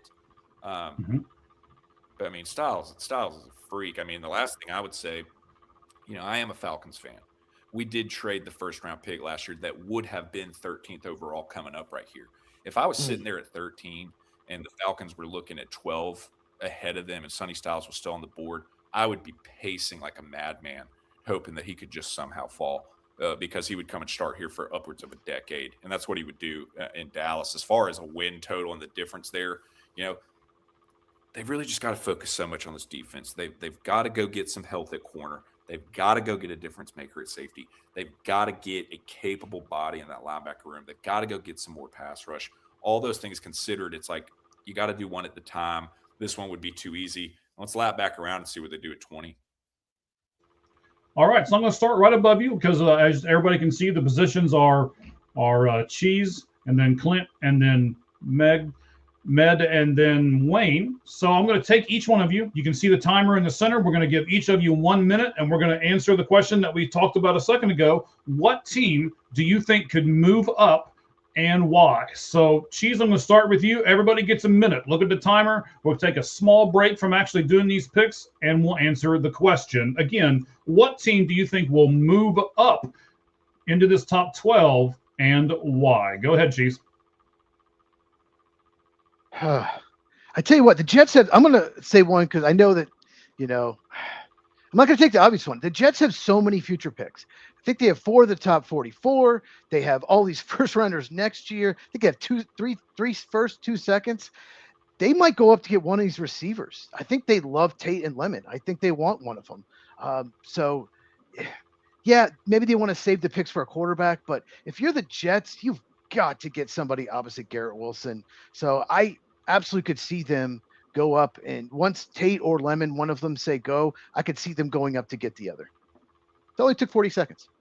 All right. So next man up, you got 1 minute. Go ahead. Tell me, because I'm not looking at the screen right at the moment. I'm doing 4 or 5 other things. So, Clint, I believe you're the next guy there. Tell me who you think would move up and why. Sir, go ahead. Yeah, it's interesting. You rounded it off at 12 because the obvious answer would have been the Cowboys at 12. So having a look at 13 and beyond, it's interesting. I think if you were to say that the Steelers fell in love with a particular tackle and they were afraid of a tackle run, you could throw that out there possibly. I think beyond that, the Jets was already a good mention. I liked that one that you just laid out. Maybe Carolina, maybe if Carolina looked up and they were in love with a Sadiq and he were still there, if they were in love with a particular receiver, were they to go up there? Dan Morgan has shown you he's not afraid to go receiver early. I think if they don't want to say it, they think it, Leggett is not what they thought they were signing up for, having just won the NFC South last year. That's a fair mention. Beyond that, and I won't give any more. I'll leave some other ones open. All right. So Med, the floor is yours, buddy. We got a minute. It just flipped over from the 3. And tell us who you think would move up and why. Well, the other 3 that I would have thought of, they already said. So I would actually go with another team. I'm going to say the Philadelphia Eagles because they need to get a pass rush. They have Jalen Carter, and that's pretty much their pass rush right now. If they could actually move up in the top 10 or something, they could take a shot at possibly getting Bain, a couple other decent players up in that area. That's really all I can really say is they need more help on that defensive line to actually pressure the quarterback into throwing all those interceptions they got back in when they made that first Super Bowl run. All right, gentlemen. So one of the main reasons why we're doing this too, let's just give away some of these secrets that are going on right now. So while you listen to the other guys talk and stuff, if you need to get up, go to the restroom, go grab a bite to eat, do whatever you need to real quick, just do so. I'll take you off the screen like I did Cheese, and we'll go from there. Wayne, who do you think would move up in this draft and why? I'm looking at it right now, and I think it's less of a question for me anyways. I know it's kind of a cop-out, but it's less of who would move up and who wants to move down, right? Because there has to be two parties involved that have to be willing to do it. And I think that obviously, the New York Giants would be most willing to move down. I think that they've got the two first top 10 picks. I think they move back, they accumulate more picks, and I'm trying to think of who would want to move up to 5 or 10, depending on where the Giants, which one they would want to trade. And I would probably agree with Clint and go with the Carolina Panthers, who averaged 18 points a game last year. Like, they need more offensive weapons for Bryce Young, if they're going to stick with Bryce Young past this year. Okay. I like it. I like it a lot, guys. You guys did fantastic on that particular thing there. So let's see here. The Rams are up next at 13, and that is Cheese's pick. So we will just leave him off of what we're doing right the moment. We will reset this timer, and we'll go from there. So I tell you what, Matt, I'm going to go back to you for a second. You're the big Bears guy. The Bears don't pick for a while. Do you think there's any inclination at all that your Chicago Bears would want to move up from where they are in the draft? I haven't really heard much, but if they would they would definitely probably either try to move up to get another edge rusher or possibly even take a shot at possibly getting a safety. Caleb Downs probably will not be in that range to where they could actually hit, but Dylan Tillman from Oregon is another player that a lot of people are talking about it that has been rumored with the Bears. But yeah, that's the only other. We need to rebuild our defense, and you could start off really well right there. But for the most part, I think they're going to be PAT. Okay.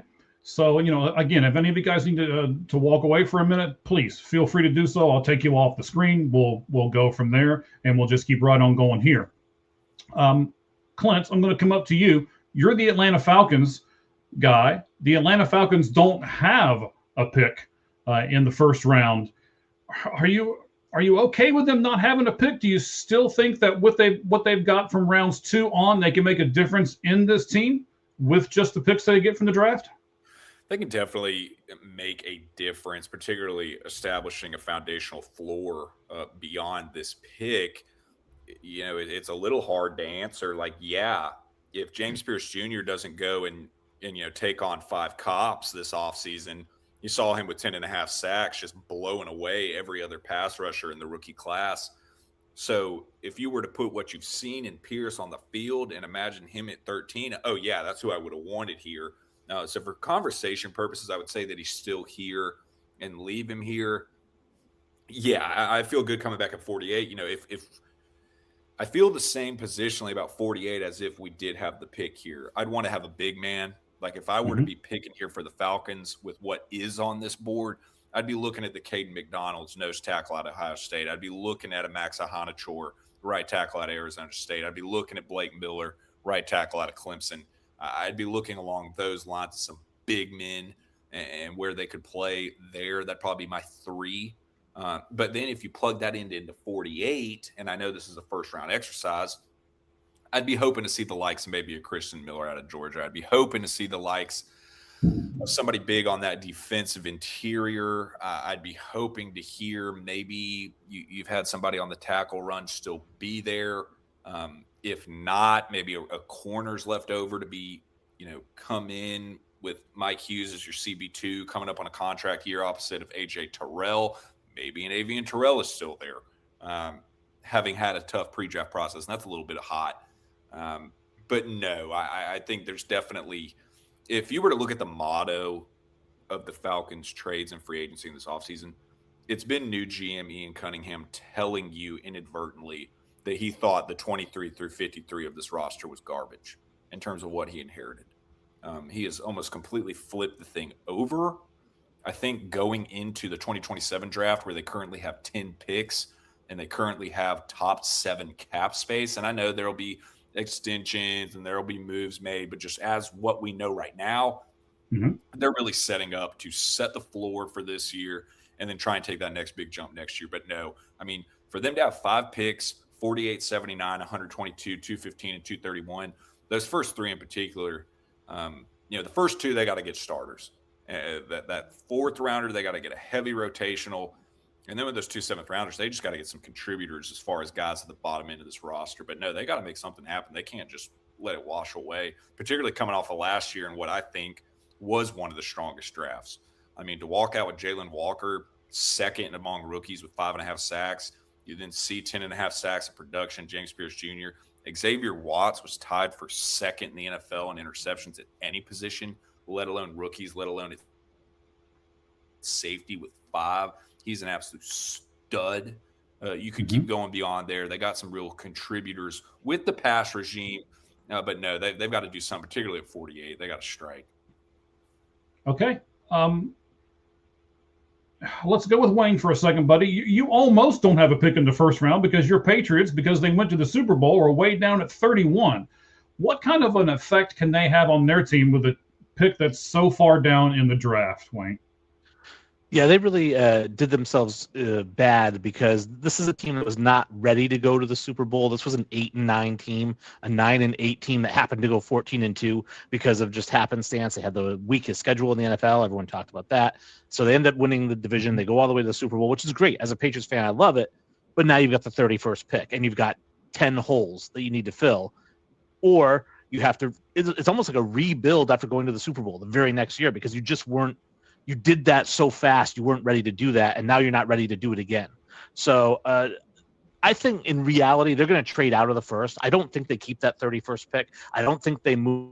I think that Mike Vrabel and that team just says, listen, man, let's move back probably into like the late 20s, early 30s, pick up an extra pick for next year, maybe pick up an extra 3rd or 4th, and they kind of rebuild with some like 2nd and 3rd, 4th round picks. Okay. This is fantastic. We are getting ready.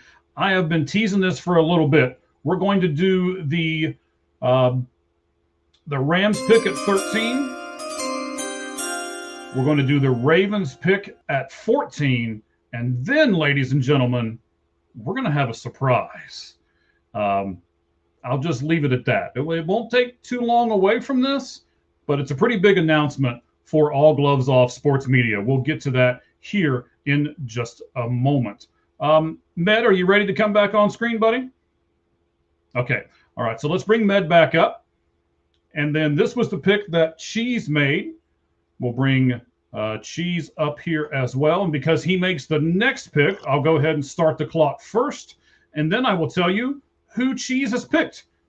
So for the 13th pick, going to the LA Rams in the 2026 NFL Draft, he was highly recruited, received over 25 athletic scholarship offers, while being ranked by 24/7 Sports as the 2nd best player in his state. He's a 4-star recruit and the number 7 offensive lineman when he was taken by Utah. He is offensive tackle Spencer Fanu. Cheese, defend your pick. So I wrote down 3 names. I wrote down Mekhi Lemon, Kenny Sadiq, and Spencer Fano. I said, I just want one of them to be there. Rams right tackle retired. All right, let's just start with negatives. We'll get positive. He doesn't have great length. His footwork's a little messy. And he really struggled against David Bailey. But then again, like David Bailey. But he is as athletic as any lineman in this class. His movement, his acceleration, he plays great in space. He is such a good finisher. He will block to the whistle. I love his effort. He loves the game. You can tell. And there are rumors he could go 6 overall. I don't think so. I think this might be the highest he should go. I have him probably 15th, 16th on my board. This is the right where he should go. But the Rams run a lot of outside zones. They need athletic linemen, and he's a perfect fit for their scheme, and they need a right tackle. I think their goal is to get an offensive weapon like a Mekhi Lemon, a Cornell Tate, or Kenyon Sadiq they're all gone. So let's get that in the second round. And yeah, let's go get Spencer Fano, a freak athlete at right tackle. All right. So, Cheese, I'm going to take you off the board real quick as we talk to everybody else. You will go make the next pick. So now the Ravens are on the clock with pick number 14. Wayne, I'm going to go with you for a second and tell me this, buddy. So, offensive tackle.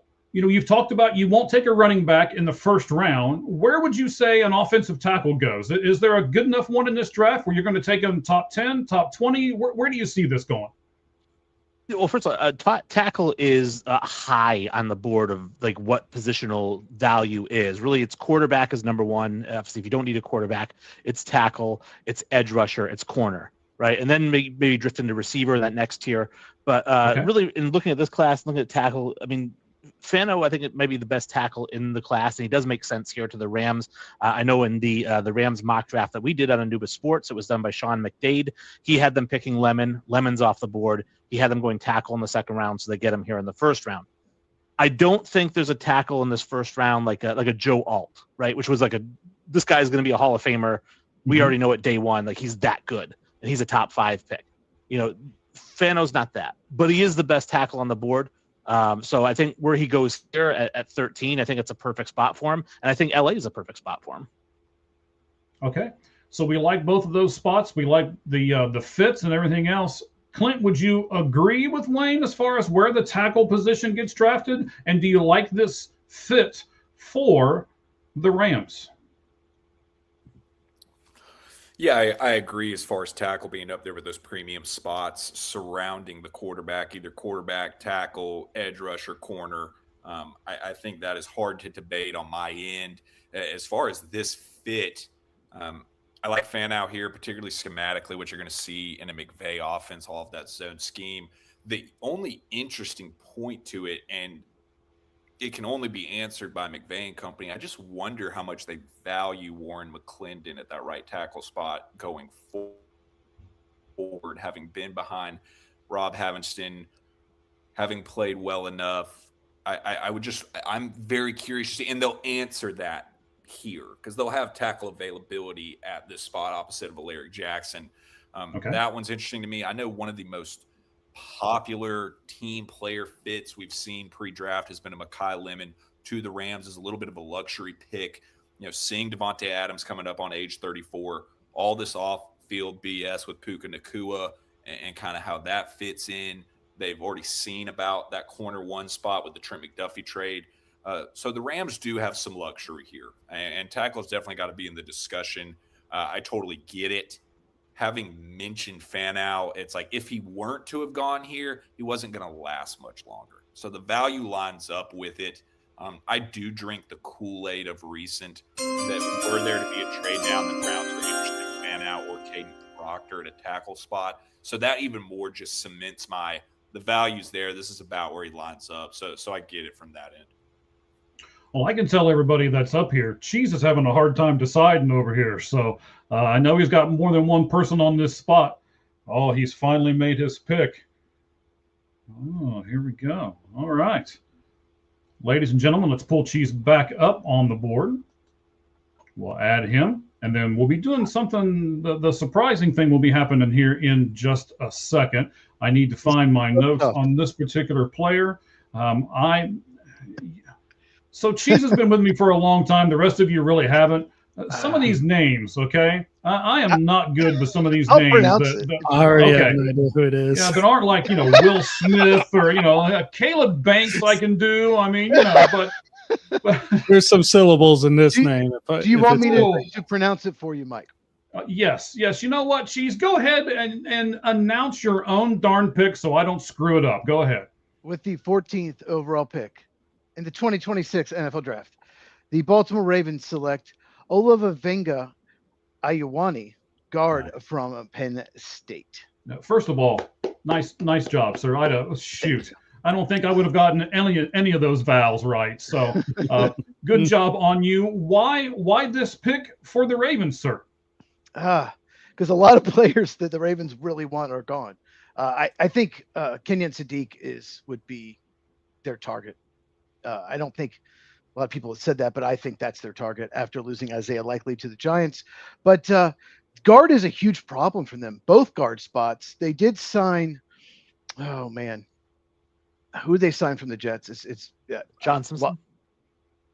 Yes. Okay. Yeah, but guard was one of the biggest weaknesses on the team. Both guard spots were a disaster, and they still need another guard. And Iwani, he's just a very good guard prospect. He's not like elite.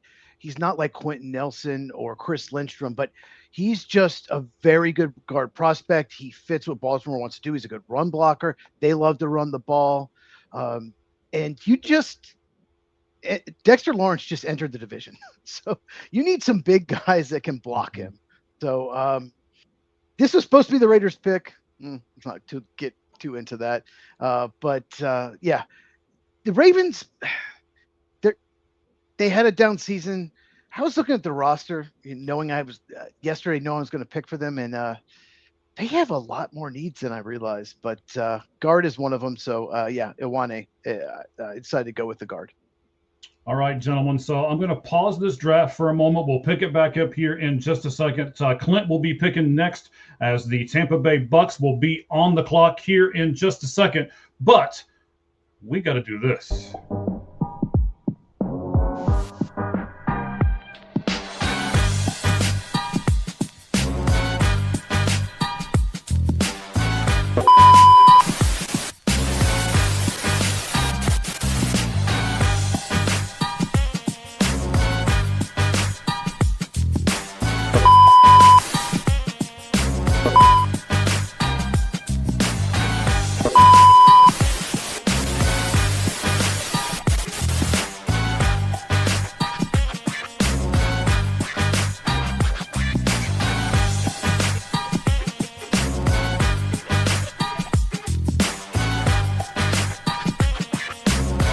So what we're doing right now, as most of you know, we here on the All Gloves Off Sports Media Network are trying to add a bunch of different podcasts to what we're doing, and we have now added 2 additional ones. One wrestling podcast that will be joining us shortly, and one Titans guy who will be joining us right now. Mr. First Down, how you doing, buddy? Howdy, how are we doing out there? Hey, Med, baby, how you doing? Hey, what's up, All right. So, is that all you got to say to me? Oh, no, I could say more. I just didn't want to interrupt anyone else. How you doing, brother? That's fine. I'm good, buddy. How are you? Man, living the dream. all right. So, hey, I just wanted to take a few moments, to bring up Sam. He is known to most of you as Mr. First Down, and he will be joining our lineup here on All Gloves Off Sports Media. We can't wait to add him. And, of course, the Cheap Pop Society will be with us as well. So we're going to add a wrestling podcast and a Titans podcast. We're going to put them both in the ring, one in each corner, and let them fight it out to see which one's going to debut first. Mr. First Down, what do you think about that? Oh, I got the fist ready. I'm ready. You know I'm not good for competition. It makes me nervous. I get all sweaty and everything. Yeah, sure. Yeah. I'll rope a dope with the young man. Let's do this. Let's do it. Give this man a Dr. Pepper. Yeah, maybe you should just give him a Dr. Pepper. Let me go reach for maybe my he'll take fridge. that. Or the whole fridge. Yes, he's got a Dr. Pepper fridge behind him. Yep. Yeah, so I know this is one of our biggest shows. I wanted to go through and do this. We also I have this coming week, I have 4 appointments set up to talk to other people on other podcasts that are very excited about joining us. We've got the Frost Buddy promotion with us. We now have Forward Fan with us, and I've got 2 more that I'm going to sign, and they'll be done by Tuesday for the Lights Out Sports podcast, and we'll be able to announce them then. So All Gloves Off Sports Media is doing fantastic things right at the moment, not just this show with Clint and Wayne and Med and Cheese, but we're doing a whole lot more, and we certainly appreciate all of our fans driving us toward the end there so that we can give you great content. The thing by the end of the year is we want to be able to have at least 3 shows every day for you guys to be able to watch. So we're heading that way, and Mr. First Down and Cheap Pop Society are the two first steps in getting us where we need to go. All right, Mr. First Down, I know you can't stay real long, but do you got anything you want to say before we let you go, buddy? Yeah, I'm glad that I've tricked you into thinking I'm legitimate. I always appreciate Cheese, picking difficult names to test your lingo. And super excited. Hey, super excited to be here, boys. Real Super quick, excited to 30 be here. seconds. Mr. First Down, tell us what you think of Jeremiah Love 4. Do you like that pick? Are you, because that's what the rumor is. Do you like it for the Titans? I wouldn't know. I wouldn't know because Jerry is totally trading with us. You heard it here first, everybody. Oh, Crazy ooh. Jerry's moving down Ooh. to pick 4. I think it's going to okay. happen. Mike Yeah, Morganzi, Crazy Jerry's moving down. Titans See, it's GM, so has crazy. said multiple times he wants. Yeah, He's yeah, it moving is up crazy. to pick But 4, Mike right? Morganzi has publicly stated. Right. Yes. He has publicly stated, Mike Morganzi, that he would like 12 picks of the top 100 in the next 4 years. So this is one way to do that, and I think this is the draft to do it in. Come on down, Jerry, or the Chiefs. Really, I'm not too picky. Whoever wants to come up. All right, sounds good, sir. Appreciate it. I know you got little ones and everything else that you're putting to bed, and Dr. Peppers that you're drinking, so we'll let you go, bud. But we are super excited to have you on board right here, All Gloves Off Sports Media, along with the Cheap Pop Society. I'll talk more about them here in a little bit, but thank you, Mr. First Down, for joining us. We certainly appreciate it, buddy. No problem. Bye, everybody. And All Med, right. I'll see you Later, later, buddy. I guess. Okay, sounds good. He's such a funny dude. He's a cool He is. dude. He's a good guy. Like I said, I know some of you, might be rolling your eyes right to the moment, like, oh, you're going to promote yourself during this show, and I'm over here just hanging out. And the answer is yes. All right. Now you got a good one right there, boss. Yeah. Good Yeah. We were really looking forward to him. I agree with that. So John in the comments, I just want to jump on here. He's a big Cowboy fan. So I want to know, do you like the Sonny Styles pick? Let us know in the comments. All right, John, you can certainly do that. Well, And then we got a couple other comments going on right at the moment. We will get to all of them before we make our next pick. Clint, sir. He calls me Chivas. Yeah. Well, I've called you worse, so it's okay.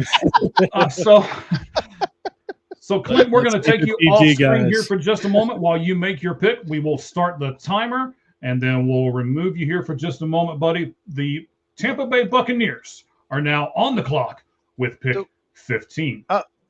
Real quick, I just want to ask Wayne about Ioane. What do you think about him? I mean, it's fine. Again, I like the idea of a guard there. When we did our Rams mock, we had I'm not Rams, the Ravens mock.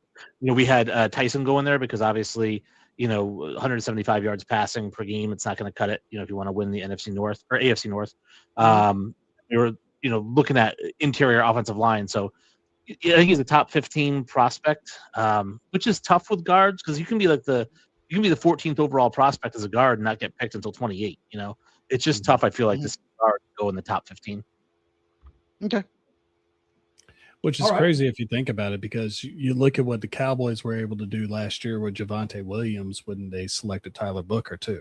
So, well, do you think he's a better prospect than Tyler Booker? That's I think Ioane's a little bit better, slightly. I think they're pretty close, though. They're very close. Well, and then that makes it almost like a questionable pick then, right? Because you figure if they're close, right? If it's just a little bit of a difference, maybe Ioane is a little bit younger, right? Mm-hmm. But like if it's close, do you want to use the 14th, 15th pick on a guy who's similar to a guy who he might not beat out in training camp? I don't know. It's like, or could you use that for something else? Well, I just meant in general, like, is he better? Booker went 12th overall. Ioane probably not going that high. I like to compare like past drafts of prospects. I'll just say this, like, I do not love this draft at all at the top. I think it's super weak.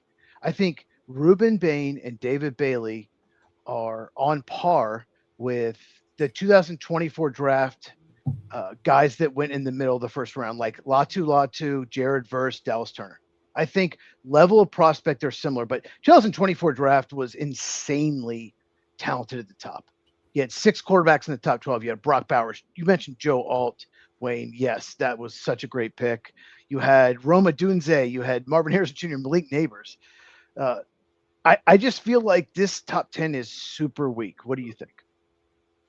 No, I'd agree with that. I don't even want to say it's weak. It's weak in the positions that people want, right? Like it's not top heavy with elite tackles, elite quarterbacks, elite receivers, right? It's top heavy with elite middle linebackers and some edge rushers.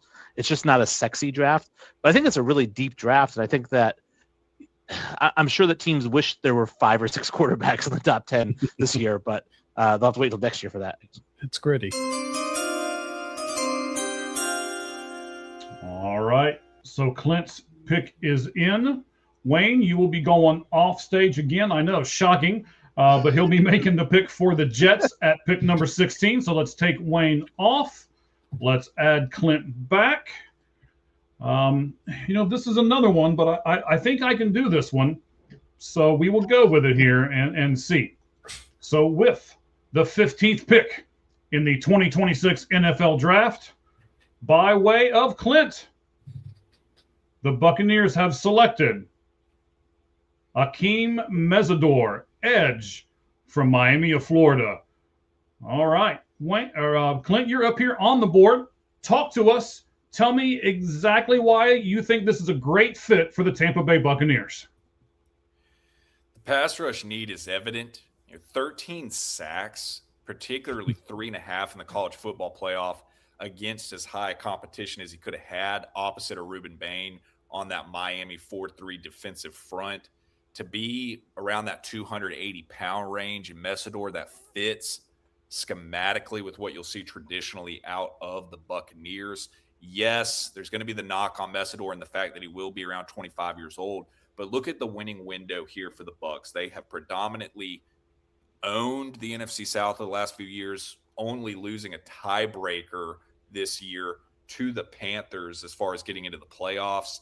You look at a head coach in Todd Bowles, who's on an incredibly short leash. I'm surprised he didn't get fired last year. I think you look at Jason Light and his history of he's just going to take as good a football player as he can get his hands on. He's one of the least cute GMs you're going to find in the league. And then you just continue to look at the numbers on Mesidor this last year. I mean, 50 pressures of the quarterback, more than doubling his previous number. He is right there kind of in his prime for a team that needs somebody right now to jump in as a starter that can perform at a high level. You also look at his versatility. I mean, going back to his time at West Virginia, he's played all the way from nose tackle all the way out to a 5 tech, so they can get a ton of mileage out of him. Low pads, explosive first step. To put him with a contender like this as somebody who has 52 starts collegiately, he's ready to roll day one and fill a lot of holes for them, particularly if they were to find an injury. And I think he's somebody that, though this is the ceiling for him, where else were they going to have looked? As far as corner, I think they still need to get some kind of an answer on Benjamin Morrison and what they think of him there as more of a corner 2 spot. They love Jacob Parrish at that nickel. They've kicked Tyke Smith back to a safety spot. So were they to go and get a corner here, they're really going to have to play a little more of the shuffle. I just think as far as having a pass rush need, the only other thing you could have said is maybe a linebacker, but they go and sign Alex Anzalone after seeing Levante David go to retirement. I think those are some positions they can come back in with some of these later picks in the 2nd, 3rd round versus an immediate pass rusher with immediate pass rush upside as good as anybody in this class. It would have to be Mesidor here. So I like him in that spot. I just got to say, anyone watching that didn't know the Tampa roster knows everything about them now. That was very thorough. We know everything about Tampa. So are you saying that Clint is better at draft prognostication than Cheese? No, I'm not saying that. Oh, okay. I'm just trying to start a fight here. That was very thorough. That was extremely thorough. Wow. I was looking forward to him getting drafted because I just want to say this. watching Miami, watching him and Ruben Bain was so much fun. I enjoyed it so much watching Miami. There were so many plays where Bain and Mesor both got the pressure. And that's like, are these guys going to be underdrafted because whoever grades them is going to give this guy the pressure, not this guy? There were so many plays where they both got there so quick. I like Messenger. Here's the problem, though. He's incredible. His production was unreal. In fact, there were games where he was better than Ruben Bain. In fact, there were a few games clearly better than Ruben Bain. I can't believe I'm saying that, but he's 25. He's had some injury issues in the past. And when Bain wasn't on the field and he got double teamed, he did nothing. But I think he could be a great number 2 edge rusher in the NFL. So makes total sense. You're acting like you've done this a few times before, like, you've actually been on a podcast or something and you can time everything right down to the last second there before the little chimes go off, buddy. I was trying to leave time for Med, but I sorry, it didn't happen. Well, no, I mean, poor Med. He's going to be doing the next 2 picks, so he'll be able to talk on both of those picks. All right, so the Jets have picked. Let me pull Wayne back up on the stage. We know who he has picked. This is going to be interesting as well as we pull him back. There we go. All right. And we will announce the pick right now. By way of Wayne, to the New York Jets, they now have in their fold wide receiver, Arizona State, Jordan Tyson. Why this wide receiver? Was he your number 1 wide receiver, Wayne? No, my number 1 wide receiver was Tate. But obviously, he's not there. I think that this just makes sense for them. Obviously, they went defense. They went edge rusher with their first pick. They do need some wide receiver help. Obviously, Garrett Wilson's fantastic. But then, you got Isaiah Williams, Adonai Mitchell, guys who I don't know if they're really true number 2s. And I'm not necessarily saying that, Tyson's number 2. He's a little bit slower, right? He runs a 4.55, so he's not going to blow people up down the sideline. But when you watch him on tape, he actually gets open. He creates separation from defensive backs who are probably much faster than him. His routes are really clean. I think he's a perfect complement to Wilson, who might be a little bit more of an outside receiver. All right, buddy. I thought you were going to go a little more than that. I muted the mic and was like, snot, he's done.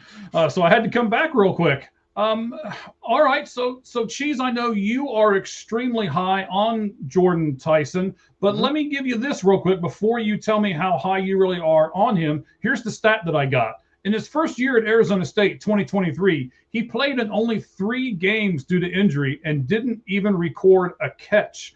Everybody on this panel and a lot of people that are listening to us know that he's had a history of injuries. How much do you think that's going to affect him in his NFL career, Chiefs? He has a torn ACL. He has torn his MCL. He has torn his PCL.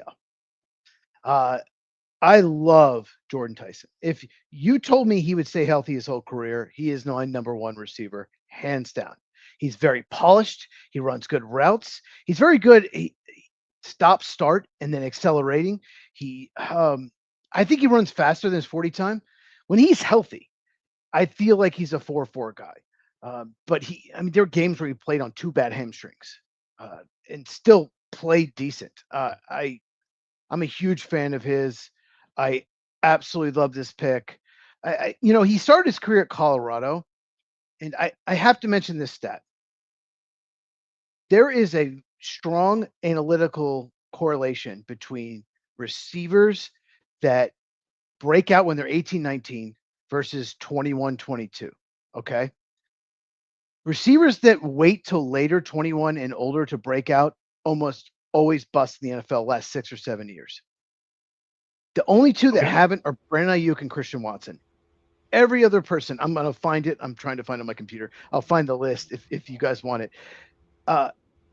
Jordan Tyson and Casey Concepcion were great at 18 years old. They were unbelievable. And almost every receiver that was unbelievable at 18, 19, like maybe Jeremiah Smith next year, just saying. Almost all of them end up being really good NFL players. And Jordan Tyson was incredible right from the get-go at Colorado before he transferred. So I just he's so I don't know the word for it. He's so smooth. He's so smooth the way he runs routes. It's just no nonsense. He secures the ball quickly. When you throw him a ball, he doesn't take his time, slow down. That ball is in his hands to his body like this. He secures it so quickly. I love Jordan Tyson, and I think he has the potential of being number one, but he's got to stay healthy. All right. So Clint, I'll come to you for a second. How far down would he have dropped on your list just because of the fact that he seems to not be able to stay healthy? Are you okay taking a chance on him? I mean, is it if you had 2 or 3 picks, you would maybe take a chance on him? Where would you fall at as far as you're the GM of the team, you're picking next, and the guy beside you says, hey, we need to take Jordan Tyson? Would you then turn to him and be like, no? Or would you turn to him and be like, yeah, he's going to be a great receiver, I think. I'll let you take it from there, buddy. What do you think? If I'd have had the Jets pick there, I would have taken Tyson as well. He's 13th overall on my board, even factoring in his injury history. Were he to have a clean slate there, I think he's closer to a top 5, 6, 7 player in this draft. Kind of like was just spoken about his athleticism. A lot of effortlessness to it. Very silky smooth. Doesn't have to decelerate in and out of breaks. Can go up and get the ball. Looks like what you imagine in a wide receiver one in the NFL in terms of his athleticism. I think there can't be too much stock put into his testing, and teams know that. But here at 16, and knowing he's coming in with wide receiver 2 expectations alongside Garrett Wilson and ahead of Adonai Mitchell playing in that receiver 3 spot, and in a team that their winning window is not open yet. They have all these picks. They know it's going to take some time. You can ease him into that.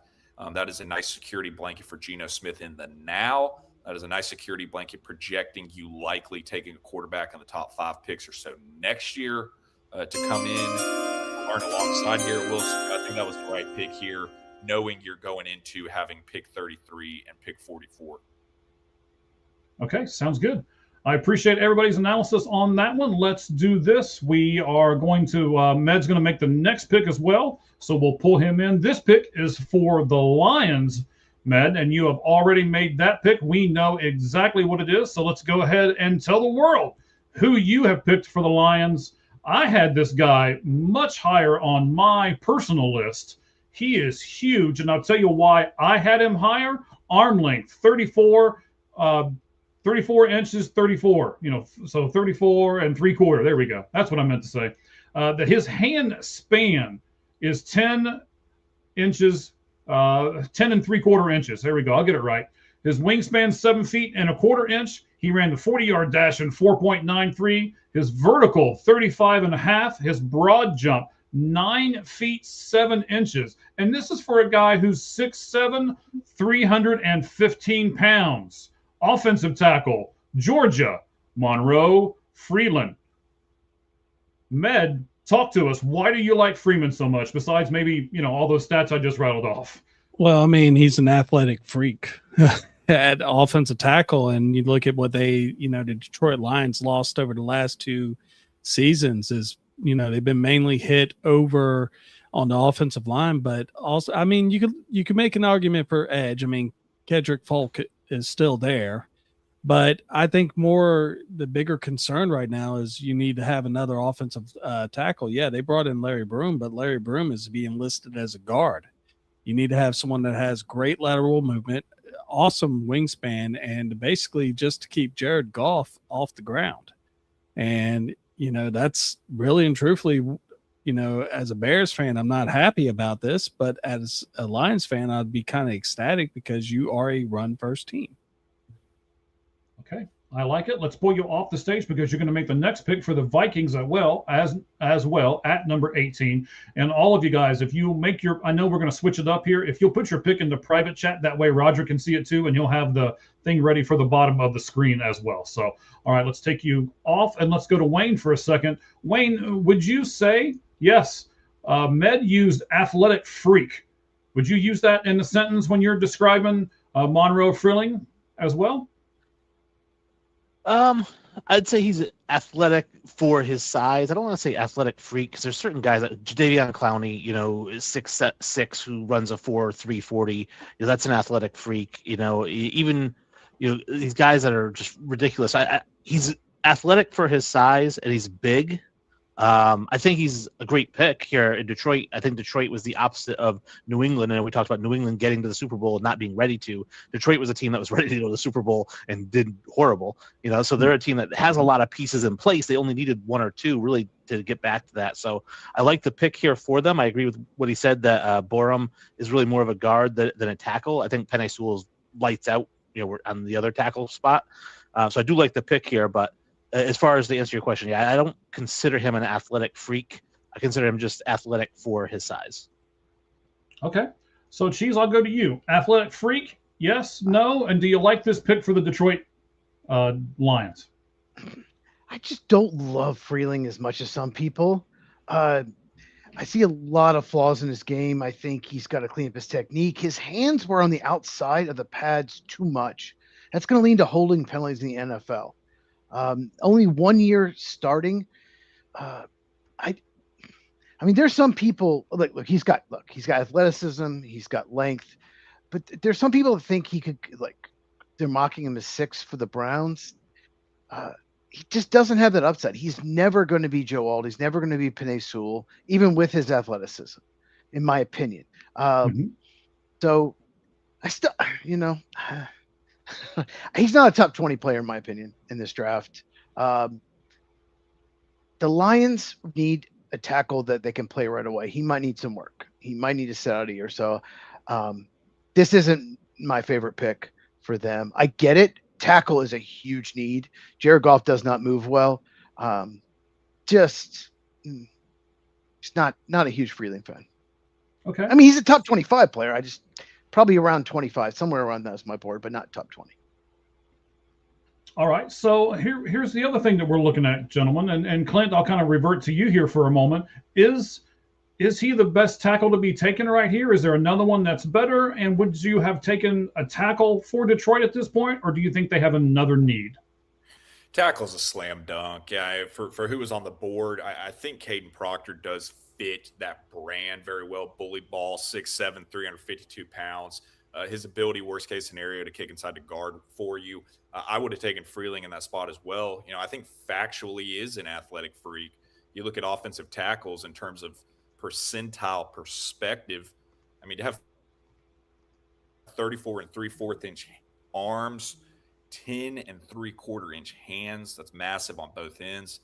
6'7" 3/8", 315 pounds, both of which either 88th percentile or better. Not the weight, actually, take that back, excuse me. But I mean, look at the athletic testing, 33.5 inch vertical, that's 98.5 percentile for tackles. 9'7" broad, that is 98th percentile.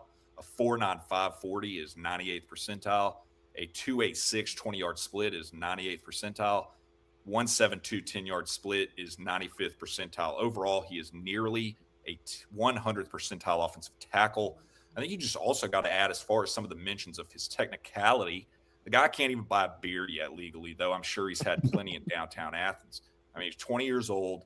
He's a redshirt sophomore. Also adjusts into his body and the fact he's signed as a top 75 recruit out of the state of South Carolina at 270 pounds. I mean, this is somebody that's put on 45 pounds in that 3-year span in Athens.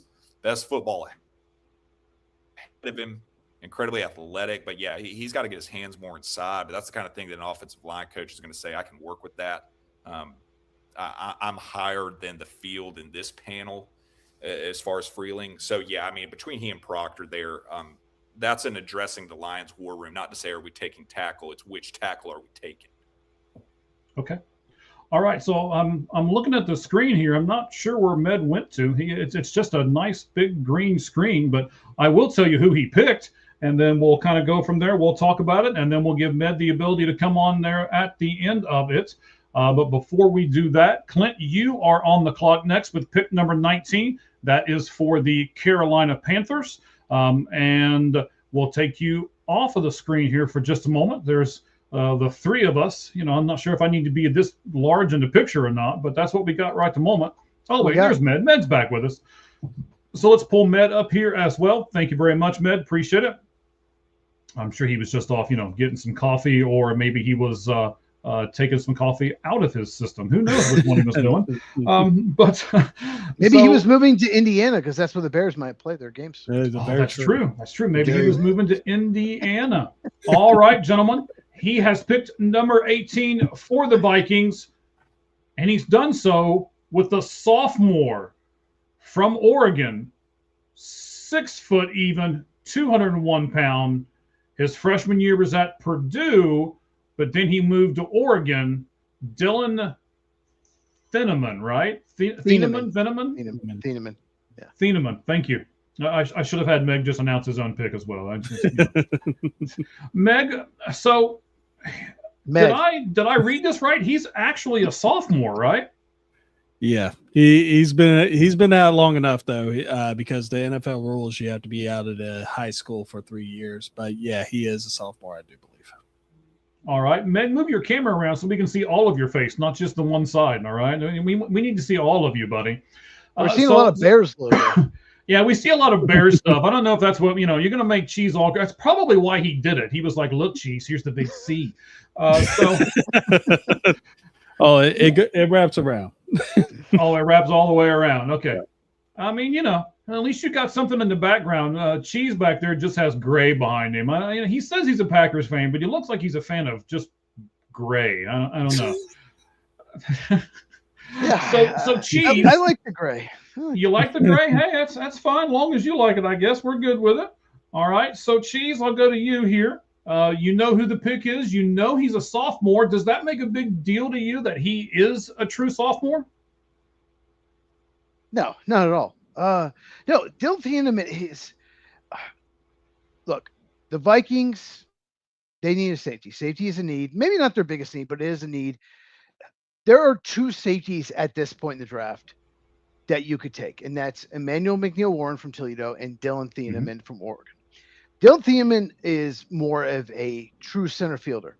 If you play a lot of cover 3 or cover 1, you need a deep safety. His range is incredible. That's his biggest strength. He can run fast. He's 40 times incredible. He has incredible range.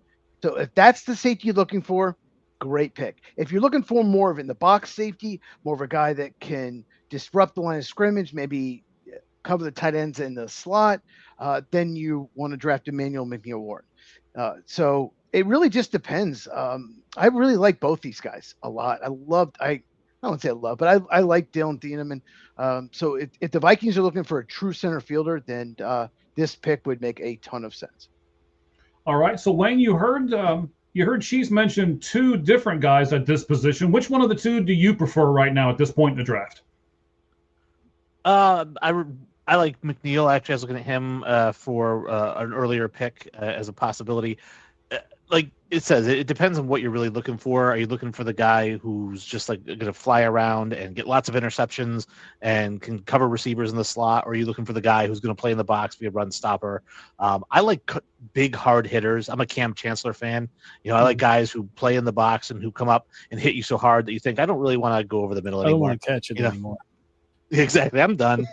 So I think that those are the types of guys I like. And I think especially playing in the NFC North, I feel like the NFC North has traditionally been smash mouth football, whether it's the Bears or the Lions or whoever. So I think that kind of fits the NFC North a little bit more personally. But like you said, it depends on what you're looking for. You can't go wrong with either one. They need safety help. So whichever safety you prefer. Well, Wayne, do you think he's similar, Emmanuel McNeil-Warren, to maybe – what do you think of Nick Emmanwori that was drafted by the Seahawks in the early second round? Do you like his style? I like his style. I actually think he's a little bit more athletic, though. Yeah, I think so, too. And he fell the second round. And the fact we're talking about these safeties here in the late teens tells you this draft just probably isn't strong. Do you agree? Yeah, I'm glad you brought that up because I was actually just going to say, it's almost like a boring pick, right? Like you think about safeties that you would get excited about. Like Caleb Downs is a guy you get excited about, like at safety. Derwin James is a guy you get excited when your team gets him. These 2 guys, it's like, all right, well, we needed a guy, we got a guy. Like they're good players, right. But yeah, they true playmakers probably not.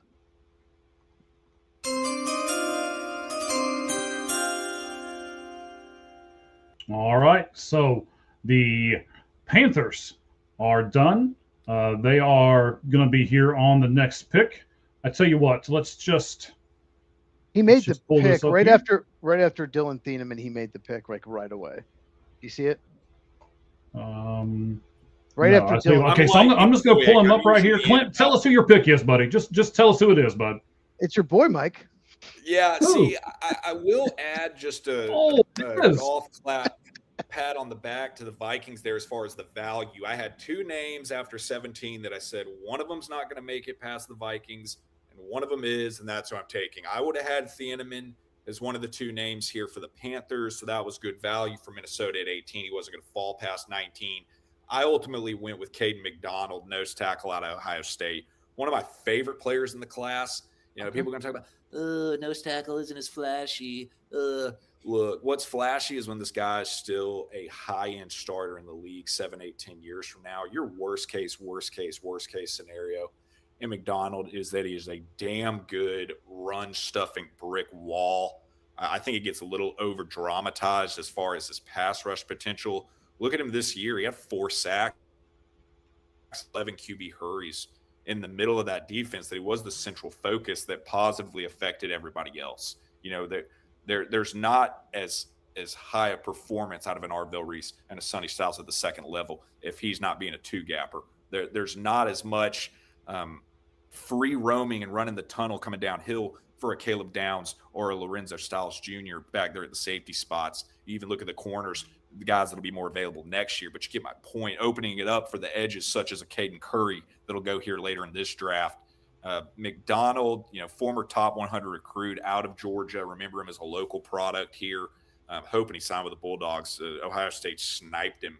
But I mean, 60%. They do that. 60%, yeah.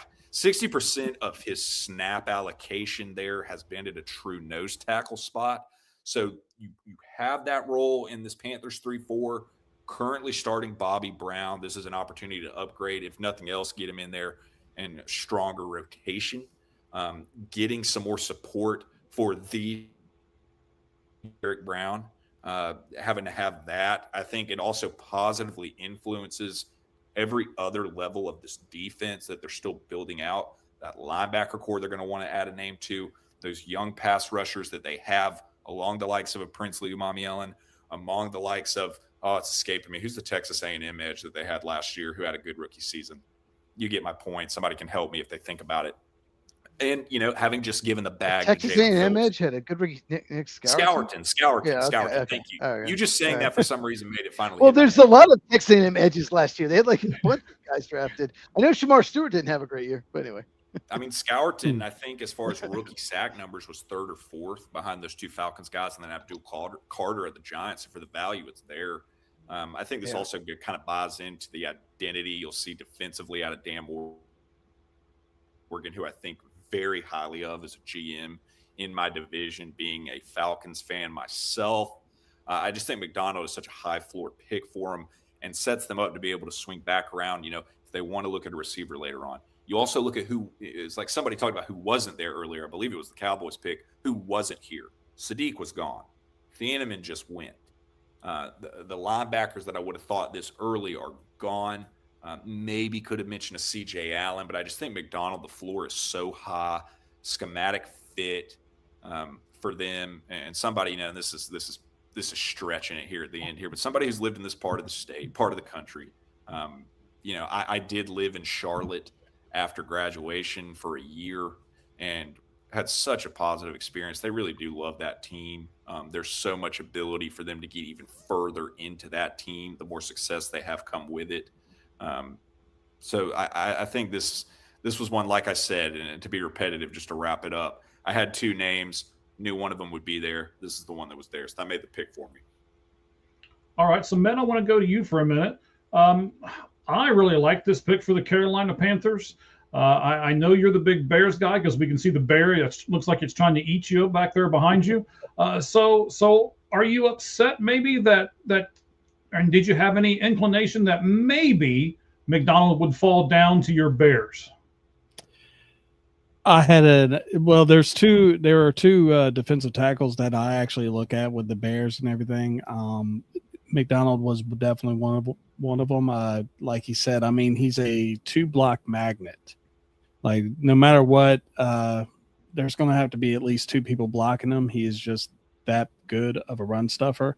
And if you have that many people going on to you, as far as that is, your linebackers are more freed up to make the tackle. So I do like this pick for Carolina, and especially with Phillips, who they did overpay for. Him being on the outside will match him up with more one-on-ones.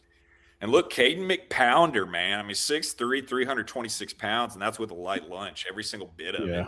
And I like your mention again as far as Phillips. It's like you talk about his 2-gap and ability, taking up 2 blockers. Jalen Phillips, Derek Brown. I mean, those guys are going to eat.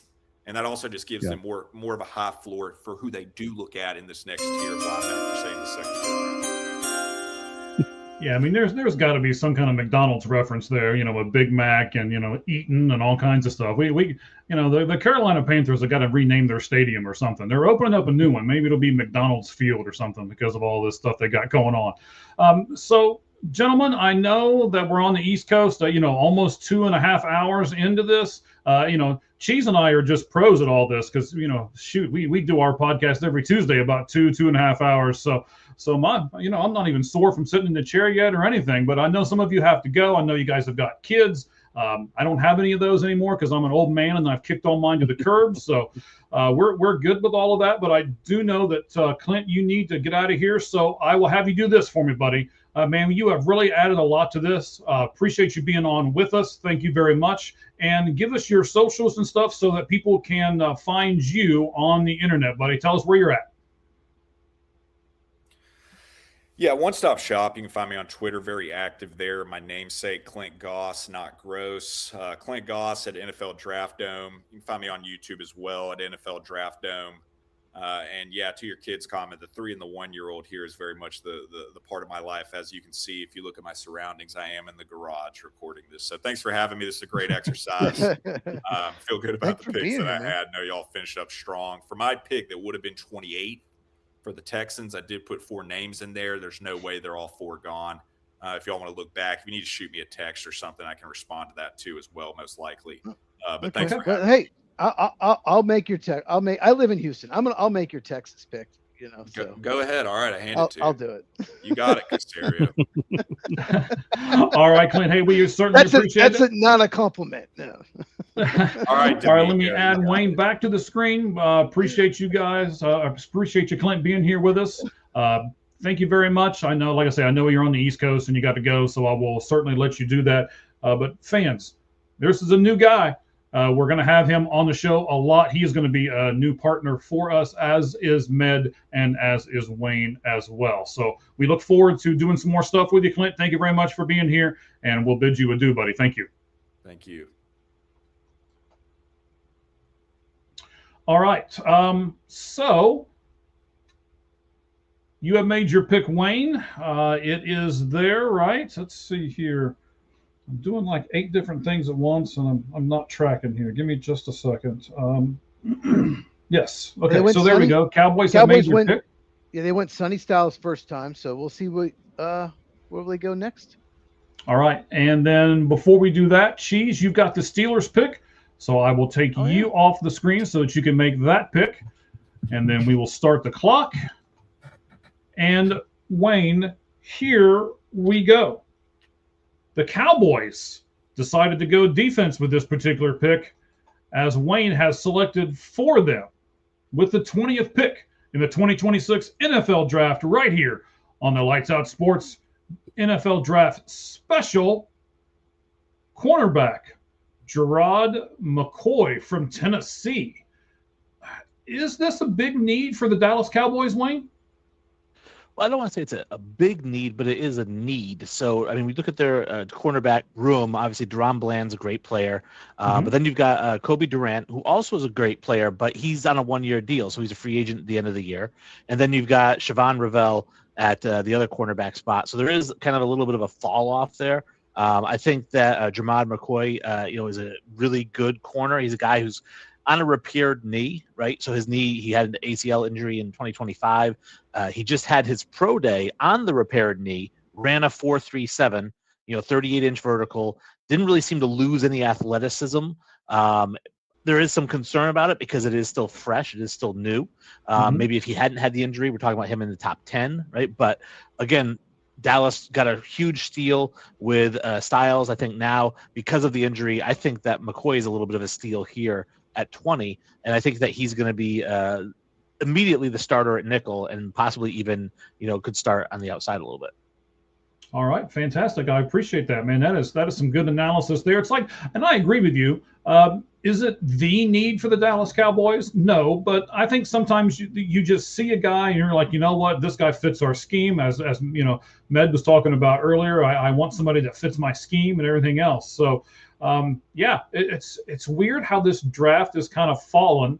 And this is what's going to happen on the real draft on Thursday is, there's going to be a guy that we look at and be like, I can't believe he's still there. And there's going to be a team that takes a reach on somebody and we throw stuff at the TV and everything else. So I think it's a great exercise as what Clint said as he left. And Med, I'm going to turn it over to you and ask you this, buddy.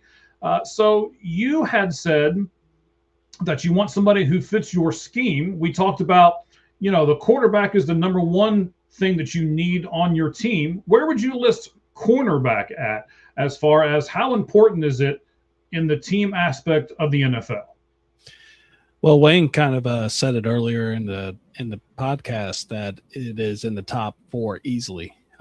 In my opinion, quarterback, of course, is number 1, and then you want to be able to put the rush on them as well. So some people will say tackle, then defensive end, and cornerback, pretty much in that order. So, I mean, if you're going to rebuild, and with what he's doing, he's got 2 playmakers for Dallas with McCoy and Styles. So I like the fact that is your second and third level of your defense.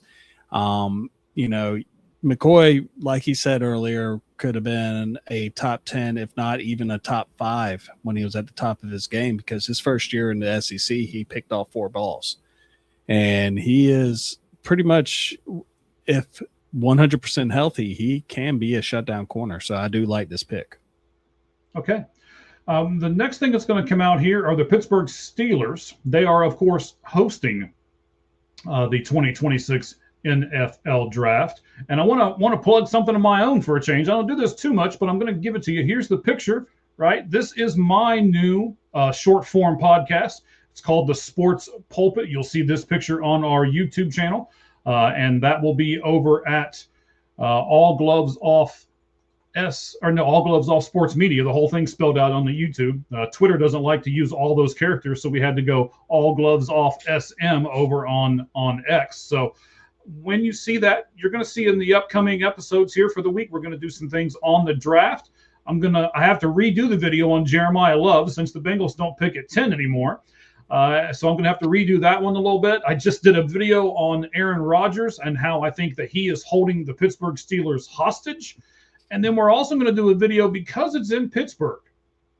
Does Pittsburgh have to make a big splash and do something crazy to get their crowd into it, being as it is in Pittsburgh there? So we'll talk about all of those things upcoming on the Sports Pulpit. You can catch that this coming week on our YouTube channel. Once again, it is at All Gloves Off Sports Media. For those of you who are listening and you are podcasters and you're thinking, wow, I wouldn't mind joining them as well, then give me a direct message over on the X. Again, All Gloves Off SM, and we'll take care of that.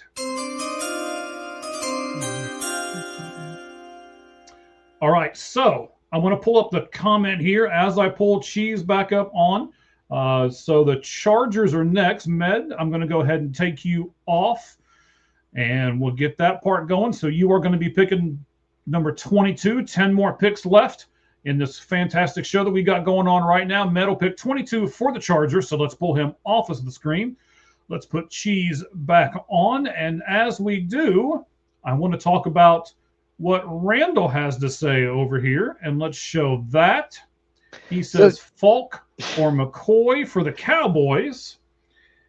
And Cheese does not agree with you. Keldrick Falk would have been an awful pick. Yeah, you see, put his next comment up. I've already seen it. Put it up. Man, don't be telling me what to do.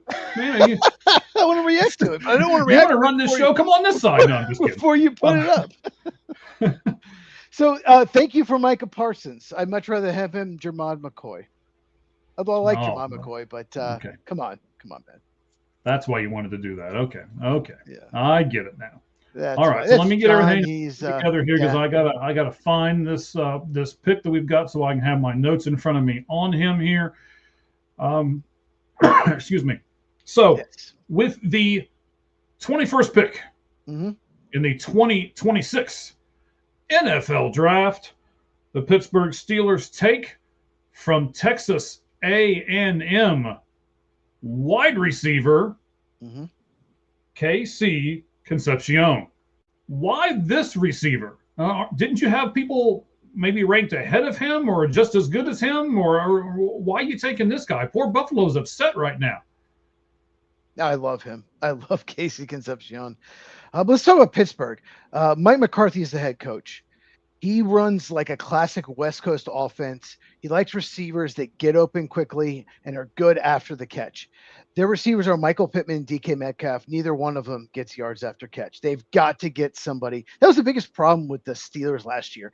They didn't have anybody that could get yards after catch, tight ends or receivers. They've got to fix that. This is the best separator maybe in the entire draft. Now, focus drops were a problem. I think it's fixable. I think the drops were not necessarily his hands. I think it's more just focus. But this guy is, oh my God, his separation, his explosion. Like I said, yards after catch. I have him in my top 20. I think this is such a perfect fit, and Aaron Rodgers, if he ever decides to go there, would be really ecstatic. But I'll say this one more thing.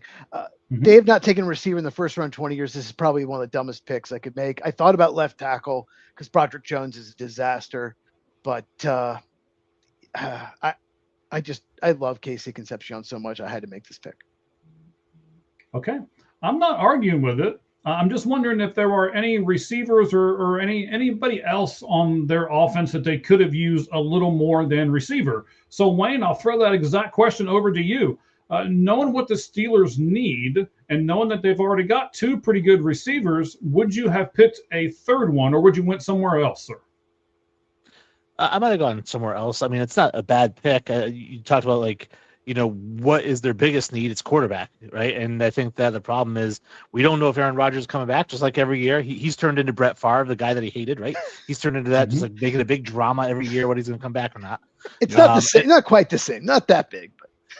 But it's not the same because actually Brett Favre was good when he decided to come back, and Aaron Rodgers hasn't been good the last couple of years. Wow. There we go. Shots fired. Personally, I don't really like Aaron Rodgers yet, and so I think personally, I'm sure this is a Green Bay Packers fan. I'm sure, but for me, obviously, but you can't take quarterback. Do you want to reach for Ty Simpson? I remember last year in the draft, They were saying like Shedeur Sanders wasn't going to make it past Pittsburgh in the first round. He ended up going the fifth round. Yeah. So Pittsburgh knows they have a quarterback issue.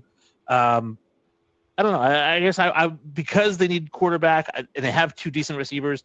I probably would have gone. I don't know if I would have gone edge or something on defense. I mean, I feel like Pittsburgh always does defense. That's why their defense is so good every year. So I probably would have looked in that range, but I don't hate the pick at all. Like I said, they have to get yards after. They have to get somebody that can create yards after catch. Jonnu Smith, Freiermuth, DK Metcalf, they couldn't do that, and that really hurt Rodgers. And getting Mike McCarthy, you look at Randall Cobb, Greg Jennings, Jordy Nelson, all good, unbelievable after the catch. That's his offense.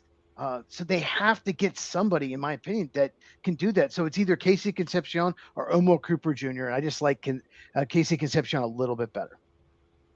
So you didn't have Boston in that consideration? He's not that type of receiver. He's like Michael Pittman type receiver. They have that.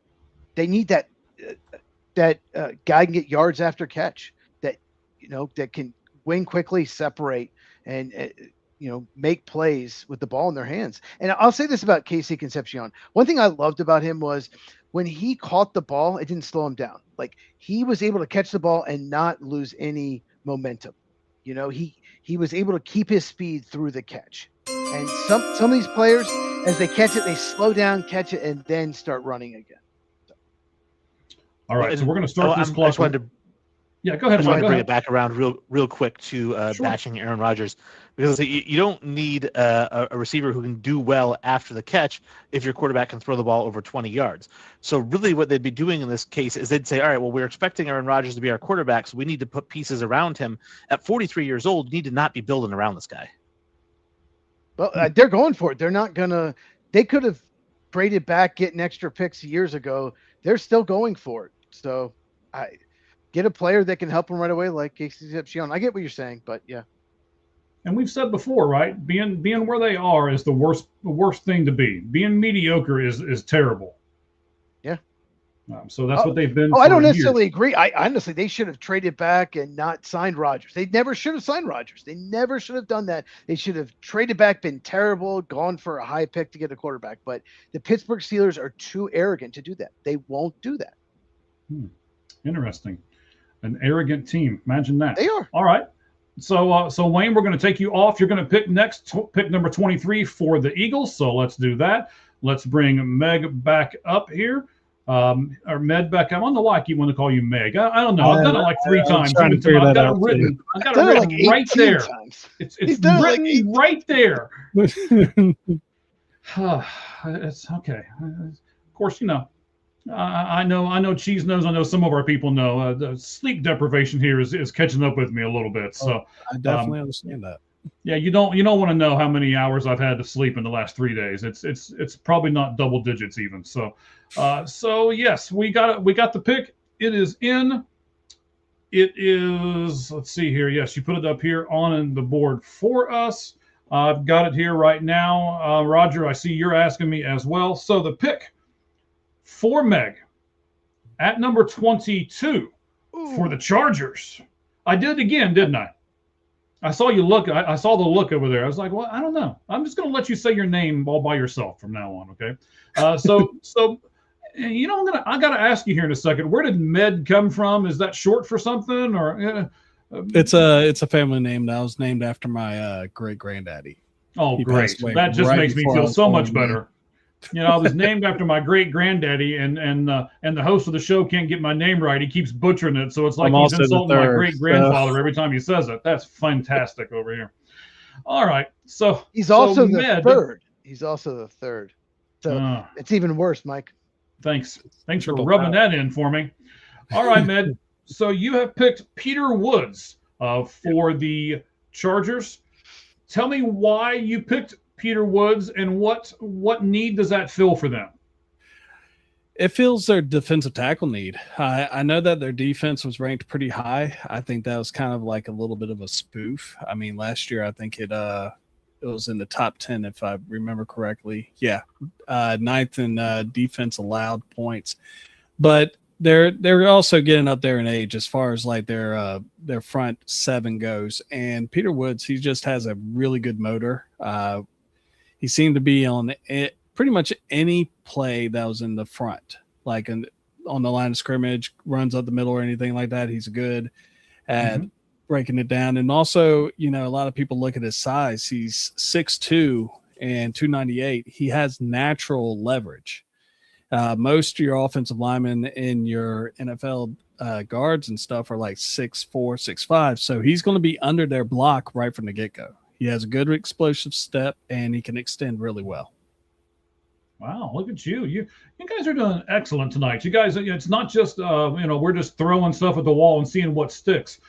Everybody, Wayne, Med, I had to look over the paper and make sure I got it right. Wayne, Med, Cheese, Clint, I'll just have a name badge on me next. That's what you should do. I mean, maybe you should do it on a cup like Cheese did. He's over here bragging about his merch. Every time you come up on the screen, maybe there it is again. You just hold the cup up and be like, "Here, stupid, read it off the cup." There it is.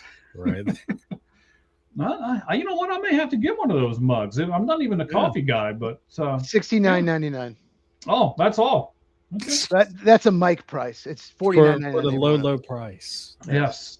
Everybody else is going to get it cheaper. I completely understand. I mean, prices that low, he's practically giving it away.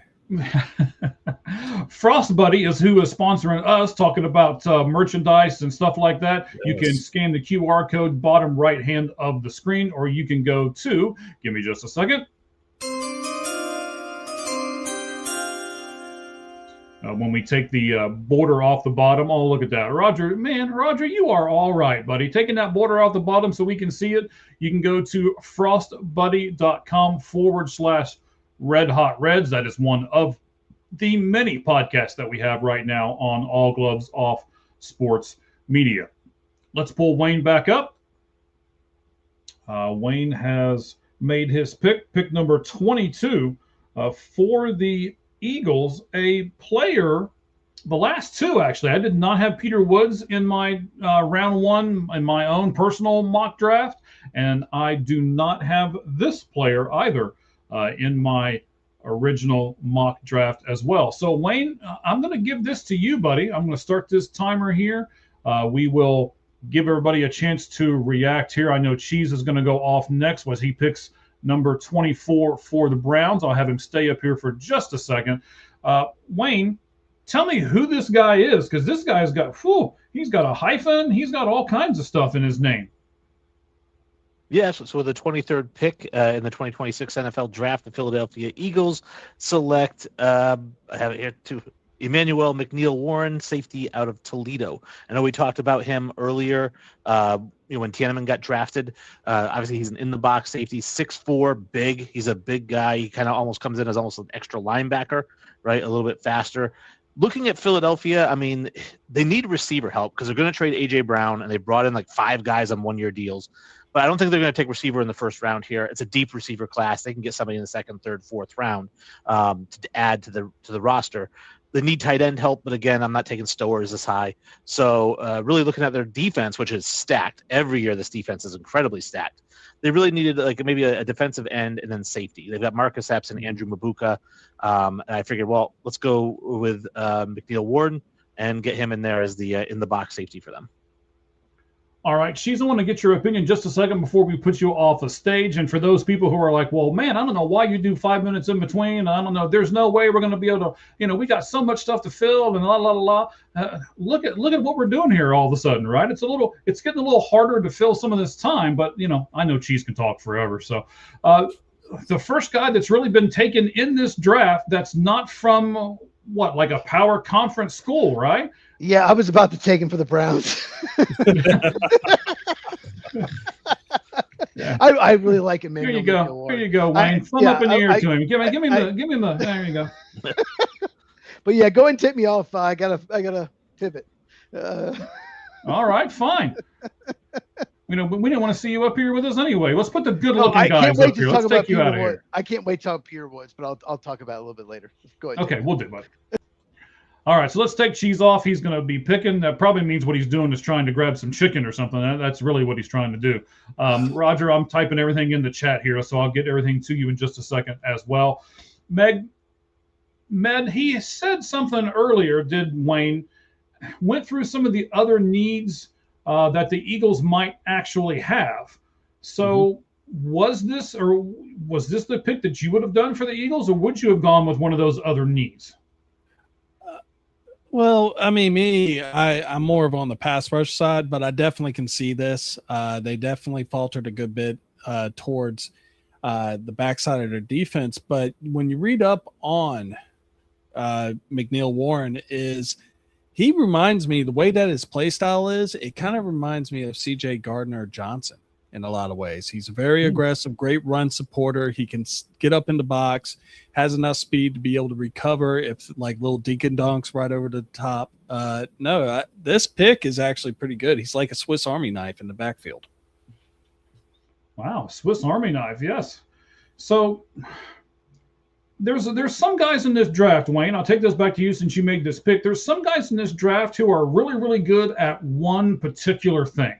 Like, we especially like pass rush, stuff like that, right? So he may not be in there on a rundown, but he's a great pass rusher. You pull him in on those type of downs and you just let him eat. And then there's some people like, Emmanuel McNeil-Warren, who you just picked, who seems to be that Swiss Army knife and is not great at anything, but is, above average at 4 or 5 different things. Which guy do you like, Wayne? The guy that's really good at one thing, or the guy that's above average at 4 or 5 different things?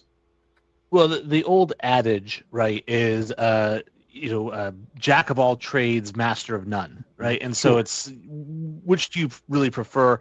Obviously, it depends on what you're looking for. I mean, first of all, I think he actually is really good at run defense. He's a phenomenal run defender.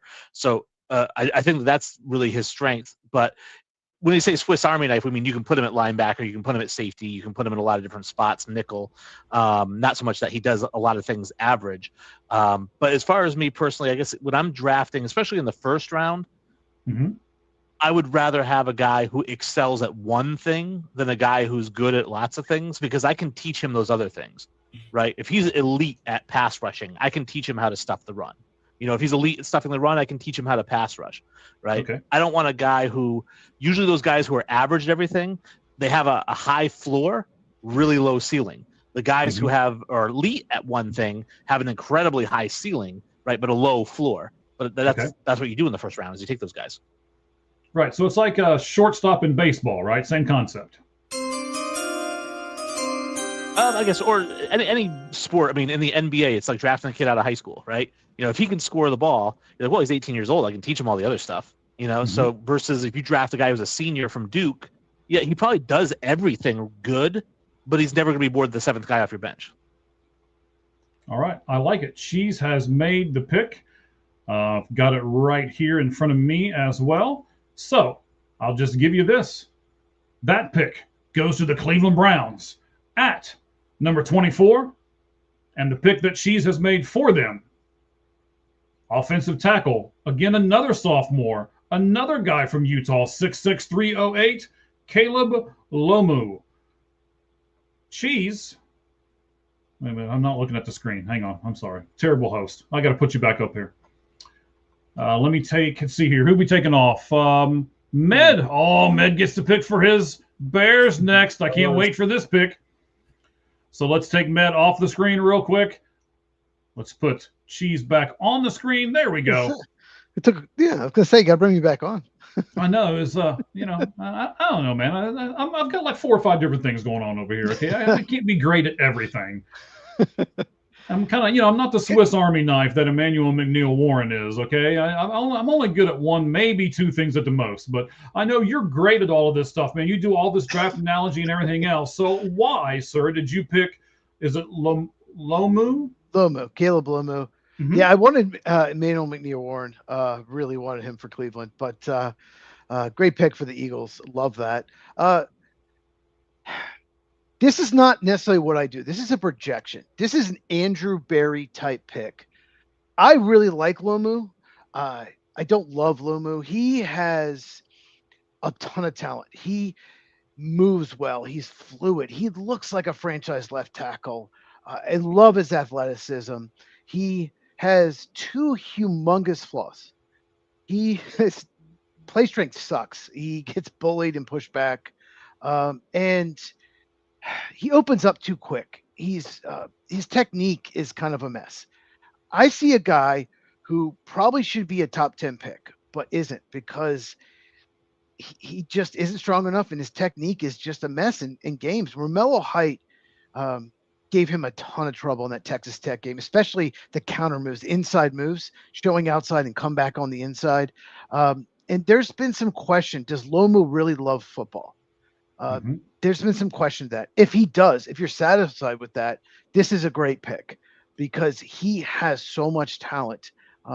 He has the length, athleticism. He has everything you're looking for in a franchise left tackle, but he just has, a couple flaws that are fixable. Don't get me wrong. They're very fixable. I just don't know how much he loves football, but someone's going to take a chance on him.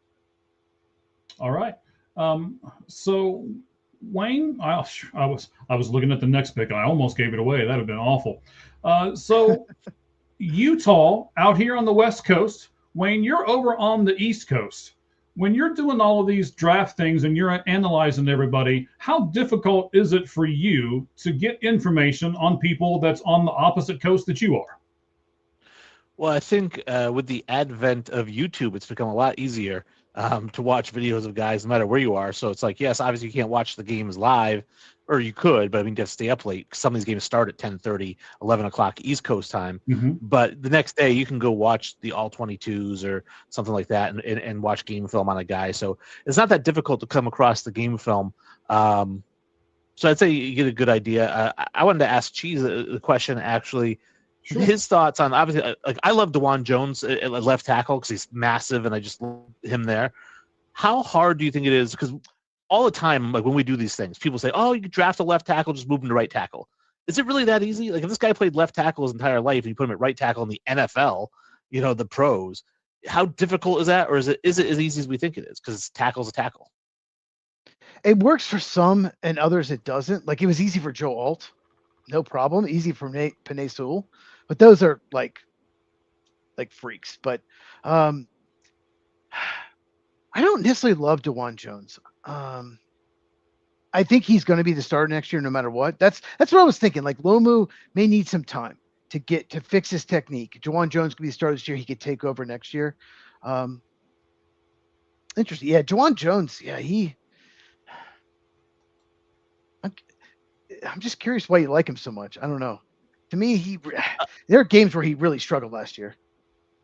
Certain guys I like for different reasons. Maybe it's because he's from Ohio State. I don't know, but I like the size. That's a great reason to love somebody. But I also I absolutely love one of my favorite draft prospects of all time is I believe it was I'm gonna get his name wrong now because it was several years ago. Wyatt from Ohio State, the guard, interior guard. Wyatt Teller. His dad was Wyatt Teller. Okay, his dad. No, not Wyatt Teller. It's not Wyatt Teller. But his dad played Alvin Mack in the program. Okay. Anyways, he was a guard, and I just loved him because his nickname was the Destroyer of Worlds. And I'm like, how do you not take that guy? Wyatt Davis? In the first round with that nickname. You're talking about Wyatt Davis, right? It might be Wyatt Davis. Yeah. His dad was the linebacker in the movie The Program. But I liked him a lot, and just so I don't know if it's an Ohio State thing, but I just like the way that those guys play. When DeJuan Jones was drafted, I think at the time they had the guy who's not there anymore, the top 10 pick who had issues there. Jedrick Willis? Yeah, Jedrick Wills. Yeah, he was there, so Jones wasn't going to play, or they're going to play him at right tackle. I'm like, I don't know, I really like him. You just get like a gut feeling like you just like people. I don't know.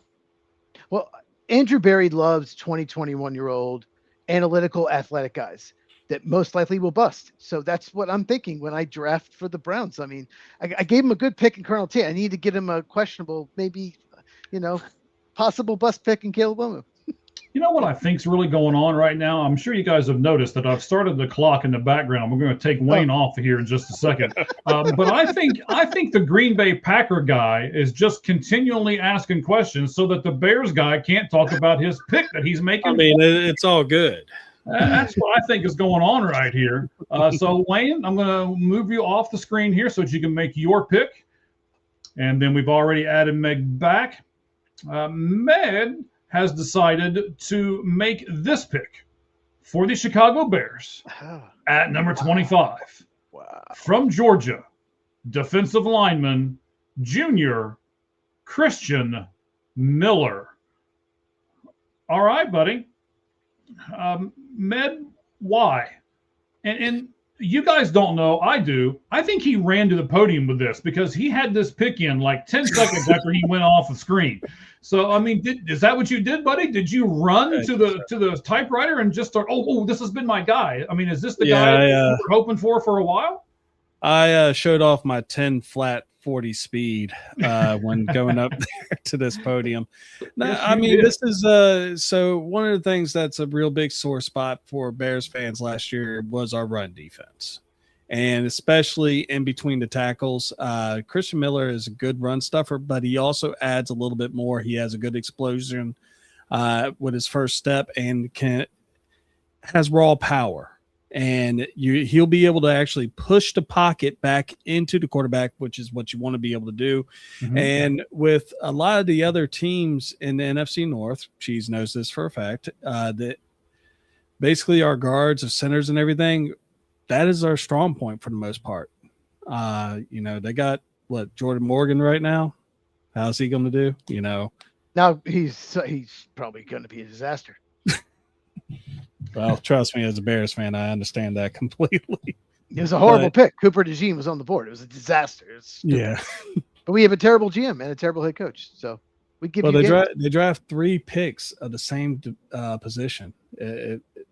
But hey, y'all been kicking our ass for the past we couple double years. triple down all the time. Oh no. Yeah. Oh no. Don't say we've been kicking your ass. I beg to differ this past season. Yeah, this past And season. in this corner, wearing the green and gold trunks. No, I'm just kidding. But no, it was between this or getting another edge rusher because Montez Sweat needs a Robin to his Batman. But I think that really starting off in the middle of the defense to try to stabilize the run defense, I think is a better option.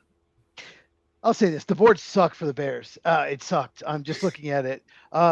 Christian Miller, yeah, you can't move him. He is so strong. You cannot move him. He is so stout at the point of attack. I really like him. Don't like him this high. Yes, he has pass rush upside. He seems like he's not like a typical Georgia guy. He seems like a high character guy. Like he seems like a good dude. Yeah. Yeah. and I just want to ask Med real quick. You have 20 seconds. Any thought to Caden Proctor maybe trying to get a left tackle? I actually could see it. The only thing about it, because I'm an Alabama fan too, and I watched it, is his lateral movement. It's not that great against speed rushers. I mean, he athletically, for someone that is 6'5", 360 pounds, he's pretty decent, but his lateral movement scares me. Okay. All right. So we just had a guy picked from Georgia, and now we're going to go and see what college is Wayne going to pluck somebody from. So we'll pull Wayne back up here onto the stage. Bring Cheese off the stage because on the clock right now, as we'll start everything here, is the San Francisco 49ers. And then Cheese will also make the second pick for the next pick after that for the Texans as well. So we'll bid Cheese adieu. And then we will go with the next pick at pick number 26 in the 2026 NFL Draft. The Buffalo Bills have selected Auburn edge rusher Kendrick Folk. All right, man. Again, another guy that I didn't have in this first round going. Not real familiar with Kendrick Folk. Wayne, educate us. Why should the Bills be happy to take Kendrick Folk here with this pick? Well, it's Keldrick Falk. Well, my apologies. That's right. Yeah, but he, just big, 6'6", 270 pounds, right? It still moves pretty well. Really not an edge rusher in the sense of, like, again, the guy's going to get a lot of sacks. He's not super fast. He's elite at run defense. I mean, absolutely elite at stuffing the run. So in a way, I almost kind of say it's like a less athletic version of Jadeveon Clowney, because Clowney was always great against the run, not as great as a pass rusher. And I feel like that's what this guy's going to be. But unlike Clowney, there's not going to be the expectations of him to get 15 sacks a season. So they're going to bring him in. I think he fits really well alongside Ed Oliver. It helps that defense. I mean, what the team really needs is guard. And that just wasn't available on this board unless I really wanted to reach. There's some tackles available. And I was like, well, I don't want to move a 6'7" or a 6'8" tackle to guard, even though Mekhi Becton did it and Tyler Steen's doing it. So I figured I'm going to go with, in this case, defensive end was their biggest need. And particularly run-stuffing defensive end is Buffalo's biggest need. And Keldrick Falk is – you can't get a better run-stuffing defensive end than him right now.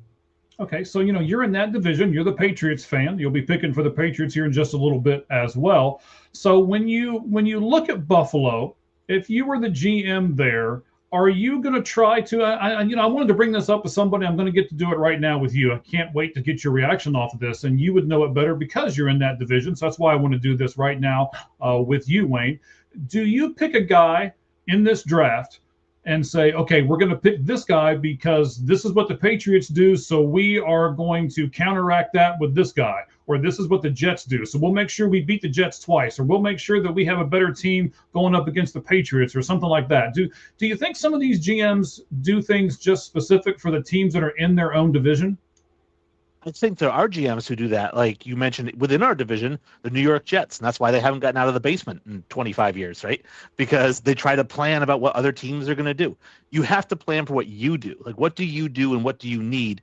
And then just do that. And you play to your strengths, not to your opponent's strengths or your opponent's weaknesses. Just do what you do well. And I think, again, you get teams like the Jets who draft terribly every year and sign free agents to ridiculous contracts every year. And that's why they're 4-13 every year. I don't think Buffalo is one bit concerned with what New England is doing. They might have been back in the Belichick days, right? Because Belichick liked to play head games with everybody. So there might have been I want to outsmart Belichick, right? But now with Vrabel there, nobody's thinking that. That now the Bills, I think, are just thinking, let's just draft what makes sense for us. Okay. So, Matt, I want to turn this over to your Bears, who is, background of you. I know you're a huge Bears guy. So when you're looking at this, do you think there's someone that the Bears might take that they may reach for with that pick that you just went earlier on, just based upon a need within their division? Do they look and they say, we have to beat Green Bay every year? Is this a Michigan, Ohio State thing where we've got to beat this team every year and therefore we're going to pick this person? Not at this moment. I mean, right now, I think what the Bears are looking at is they are basically putting in players in position to do good right now and then rebuilding behind them. You look at Joe Toney, who is 33 years old. He's about to ride off in the sunset. So they're going to probably look at like possibly getting a guard type player that can actually fill in after him once he is gone. Tackle has always been a very key thing to actually look at too. If there is a player or what they want to look at, you look at probably what the Vikings have. I mean, they got arguably one of the better receiving cores with Addison and Jefferson. If anything, you want to make sure you have a good cornerback group. All right, let's pull Cheese back up on here real fast. We'll add him to the mix because he just added a pick to the San Francisco Giants. Or excuse me, not the San Francisco Giants, the 49ers is who he picked for. I'm looking at the wrong list over here. So he picked number 27 for the 49ers. Now, ladies and gentlemen, I know I'm going to give you some inside stuff here real quick. I'm going to take you into our private chat that we've got going on over here. As Cheese says, the 49ers always take defensive line or wide receiver. And I don't know how he meant it because it was on a type, but I took it as if he's saying, almost like the stupid 49ers take these guys simply every year. And then he turns around and makes this pick for the San Francisco 49ers. Just look at all their first-round picks. They always take defensive line or wide receivers. So I just continue the trend. Incorrect. That's what they do. Even second round, they go wide receiver and defensive line. You have the ability to buck the trend, Cheese, but no. Cheese just follows suits, and he takes wide receiver from Washington, Denzel Boston. So why didn't you buck the trend? Why did you do what they've done every single year? Yeah, John Lynch Jr. Well, it's a need. And I mean, it's actually a huge need.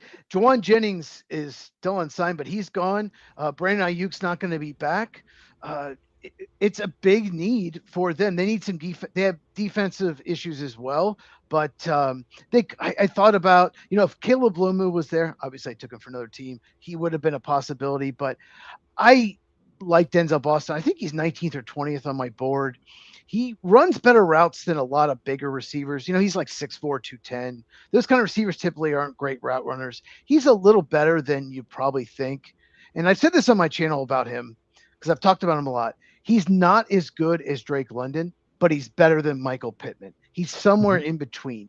And that player is worth going in the 20s. He is going to be a red zone weapon. He's great at contested catches. He has incredible hands. So it's just a really good fit for the 49ers. Okay, so I'm going to pull you off stage, Cheese, but I want you to know, I'm going to ask this of you when you come back on the next time. I want a receiver comp for Boston from you, and then whoever else you're going to choose, I want a current comp for that guy too. All right. I just said in between Drake London and Michael Pittman. I said somewhere in between. I just gave you a comp. You know what? I'm just where's the remove off screen button? Where is that? Oh, look, there it is. Okay, so all right, gentlemen, I'm going to ask both of you the same question here because I couldn't wait for somebody to pick Boston. I was hoping somebody would because I have a question already prepared for you. He sat behind Roma Doomsday and Jalen McMillan and also Polk as well. So do you think, gentlemen, and Matt, I'm going to start with you, buddy. Do you think it's good to sit behind some other receivers and maybe not get extensive playing time and learn from them? Or do you think it's better to come to a college program and play all 4 years and be the number one guy for like at least 3 of those 4 years? Yes, it's always good to sit behind other players and actually learn parts of their game, and then you could take those parts and bring it to your own. I used to coach middle school football, and that's one of the things I used to always tell my players, hey, you know, if you want to be really good at something, for instance, pass rushing, you know, study like Bruce Smith or something like that, and take parts of his game, make it your own. This guy had a chance to basically sit behind 3 players that are, you know, Adunze, of course, everyone knows what he's doing in Chicago, and the other 2 are, you know, playing sparingly. But I mean, he got to learn, and learning on the sideline, I mean, that's a big thing right there. I think if anything, you can learn a lot with like tendencies from other players and stuff like that as well. So no, it is definitely a good thing. All right, so we got 5 picks left: Texans, Chiefs, Dolphins, Patriots, and Seahawks.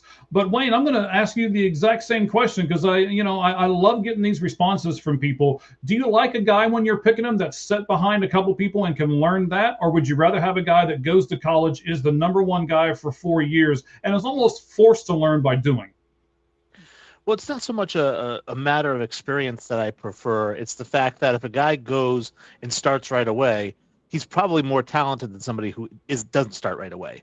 I mean, at the end of the day, you know, Jeremiah Smith was not going to watch somebody else play the position at Ohio State or any college for that matter. No matter where he went, he was going to be the number one receiver from day one. Mm-hmm. So guys like Boston, who, you know, he's a nice receiver, he's fine, but like he's a guy who wasn't good enough to catch 60, 70 balls as a freshman, which means that he needed time to develop physically. He needed time to develop. And the problem with that, too, is when players talk about going from college to the pros, they say, what's the biggest adjustment? Is it how fast the game is? No. The game is just as fast in the pros as it is in college, pretty much, right? The biggest adjustment is the film study, and just knowing your opponent, nonstop film study.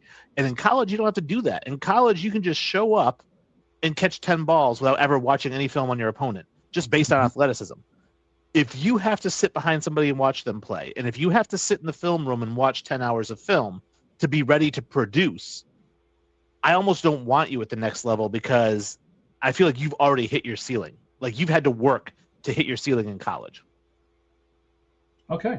You know, like I said, I love to get these answers from you guys, and I think it's fantastic. Let me, we got a few seconds here before everything's going to go off. Let me do this and put this back up here. We want to thank Forward Fan for being one of our sponsors. You can take your phone and you can shoot this right here. In fact, any of you guys that are with us right now can do it. So this is a $100 credit to forwardfan.com. It allows you to go on there and get a great ticket for a great price right now. Lock in that price, and then if your team happens to make it, then guess what you've got? You've got a cheap ticket to a fantastic experience, and you can do that through forwardfan.com. All right, so I know it's coming. Cheese has already made his pick. I'm going to go ahead and pull Cheese up here a few seconds early, and I'm going to do that for a very specific reason, because I know I'm going to butcher this name as well, and I'm just going to have Cheese make the pick. So Cheese, with the 28th pick, who do the Texans, no, I'm not saying it, who do the Texans take right now?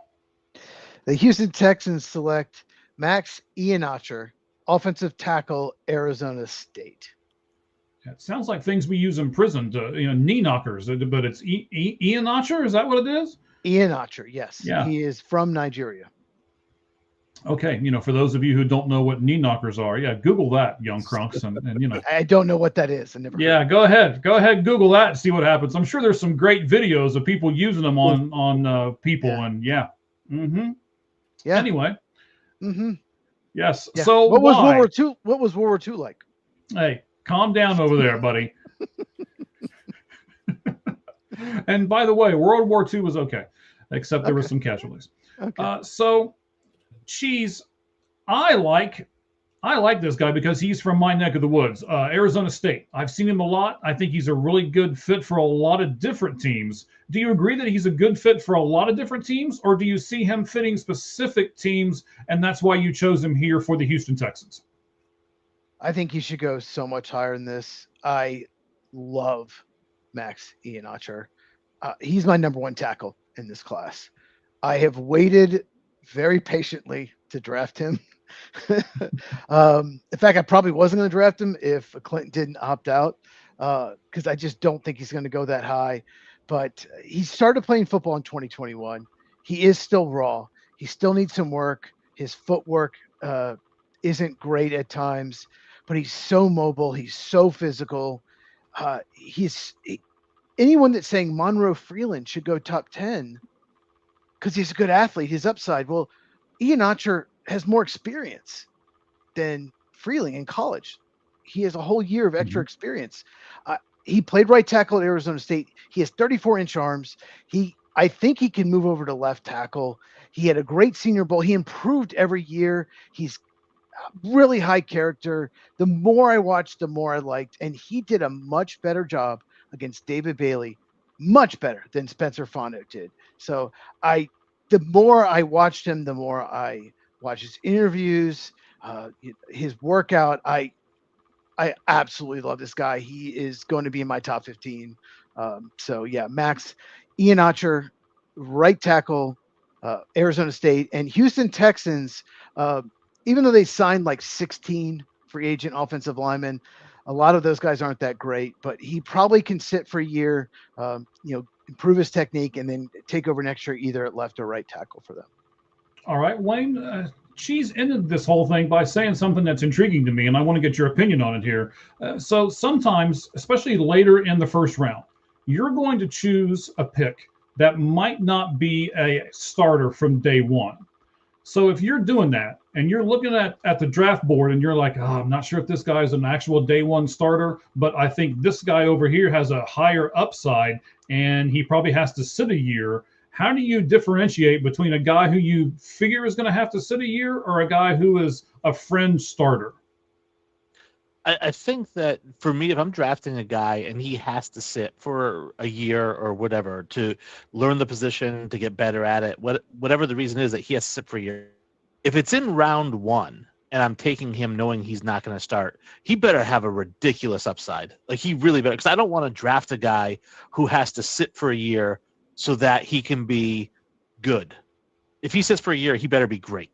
You know what I mean? Because your first round guys are supposed to start. All 32 picks are supposed to start. Maybe the exception is quarterback because they have to learn a little bit, but they all should be starters. So if you're drafting a guy saying, hey, I know he's not going to start, then, like I said, he better have like a really insane upside. Okay, so I understand that, but we're also, Wayne, looking at this draft, and this is not a great draft beyond like the first 12 or so picks, right? So is this draft a little different in this category, or do you still hold water and say, no, if I'm picking somebody in round one, they better be a starter? There's 32 picks in the first round, and there's over 1,000 starters in the NFL. So there are 32 guys in this draft who can start day one. So if you're not drafting one of them, then like I said, it's got to be because you're expecting this guy to be a Hall of Famer at some point. All right, Cheese, I'm going to turn the same question back to you. There are several people who are starters that you can draft in this draft. Do you agree with that? This is, Wayne mentioned earlier, this is a great draft in the third or fourth round. It's terrible in the first round. I think it's pretty good in the second round, but I think there could be 50 or 60 third and fourth round prospects. And, with compensatory picks, it's hard to, have the number of picks there are, but they're usually 30 or 40 picks, and at least 32, but maybe 40. But there's a lot of there's a lot of solid starters in this draft. I'll say that. There's a lot of guys that can probably start that will be average, maybe above average starters. Like center, somewhere between 70 and 100. There might be 5 centers in my top 100, but there's probably none in the top 70. There's just a lot of solid, good starters in this draft. There's just not a lot of playmakers. All right, I'm beginning to feel like I'm not a very good drafter. That's what I'm beginning to feel, because the next pick in the draft is awesome. I mean, I keep saying this. No, they're not in my first round. Nope, these people are not in my first round. Nope, these people. So I feel like the average Joe guy over here who thinks he knows how to draft but probably does not. Right, and that's why we bring guys like Wayne, and that's why we bring guys like Cheese and guys like Med on, and of course guys like Clint. Even though he's already left, he had an obligation with his kids and everything else. I'm not taking a guy away from his kids, so I certainly understand it. But we've got another one that is not on my top first round picks, and to be honest with you, so Med over here typed his name in, didn't tell me what position he is, didn't tell me what school he went to, didn't tell me anything. Edge rusher Clemson. Med, you know what? I think what that means, Med, is you want to announce this pick all by yourself. So take it away, buddy. Who are the Chiefs taking at pick number 29? At pick 29, Med is trying to atone for the error of his ways by selecting edge rusher from Clemson at T.J. Parker. All right. So again, just because I don't have the guy on my list, don't people out there who are watching and our numbers just keep growing and growing and growing, even though it's getting really late on the East Coast. I guess all of our West Coast friends are kicking it in, and they're signing on here and listening to us right now. But Med, edge rusher, and Chiefs. Yeah. Do those two things go together? Well, they're going to on this 29th pick because they've been we talked about it earlier when I made the 7th pick. They do need an edge rusher. TJ Parker does. The one thing that kind of reminds me a little bit is a lot of people, when George Karlaftis, I probably butchered that name, from Purdue, was drafted by Kansas City. They said the only thing that they said about it was this guy has a high motor. TJ Parker also has a very high motor. He keeps going. So, I mean, it was him who has had a steady incline through his college years, or Zion Young from Missouri, who kind of just popped up this past season. I was also looking at Colton Hood because of the cornerback issue that they're going to have. So I went with edge rusher. Yeah. Okay. So where's TJ Parker from, Matt? Clemson. Clemson. So ACC. Cheese, I'm going to ask you this. We have said before on our show, the ACC was down this year, yet I think this is like the third person from Clemson that I've seen taken in this mock draft so far. Is Clemson the only decent team there, or when we say they had a down year, does that mean they just don't? They're still going to get picks. What does that mean when ACC has a down year, Cheese? I love you, Mad. Love you to death, but you're not probably going to like what I have to say here. Go for it. I was expecting it. Peter Woods has really short arms. He has amazing as a freshman. He was decent as a sophomore. He was terrible last year. He's not in my top 50. I wouldn't touch Peter Woods. I've never seen a player be that amazing as a freshman and be that terrible as a junior. TJ Parker had 11 pressures his entire season last year for Clemson. 11, not sacks, pressures. He's got a good motor. He got way worse. I don't know what happened to Clemson. I blame Clemson. Talent is there. Peter Woods was projected to be a top 10 pick going in the season. TJ Parker projected to be a first round pick. You cannot draft a guy with 11 pressures high. Maybe someone will. I don't know, because he has talent. He should be a good edge rusher. He should be a good run defender. He has all the ability to be good. 11 pressures the entire season. Oh my God, he's horrible. Clemson did not develop anyone. Maybe Blake Miller, who somehow I think is still available, but Colton Oh, Hood. You great. mentioned Give us another ACC got a draft. That's great. Yeah, no, but Colton Hood would be my pick here. I think. Yeah, I think they really need a corner. He really fits Steve Spagnuolo. He can play man and zone, and Colton Hood can do that. So that's what I would have gone. But there is a problem with Clemson, a huge, huge problem. Since Dexter Lawrence, who is now 20 years old, every single defensive lineman drafted by them has been a bust in Miles the NFL. Murphy too. Miles Murphy, that's a great. Cleveland Farrell. Yep.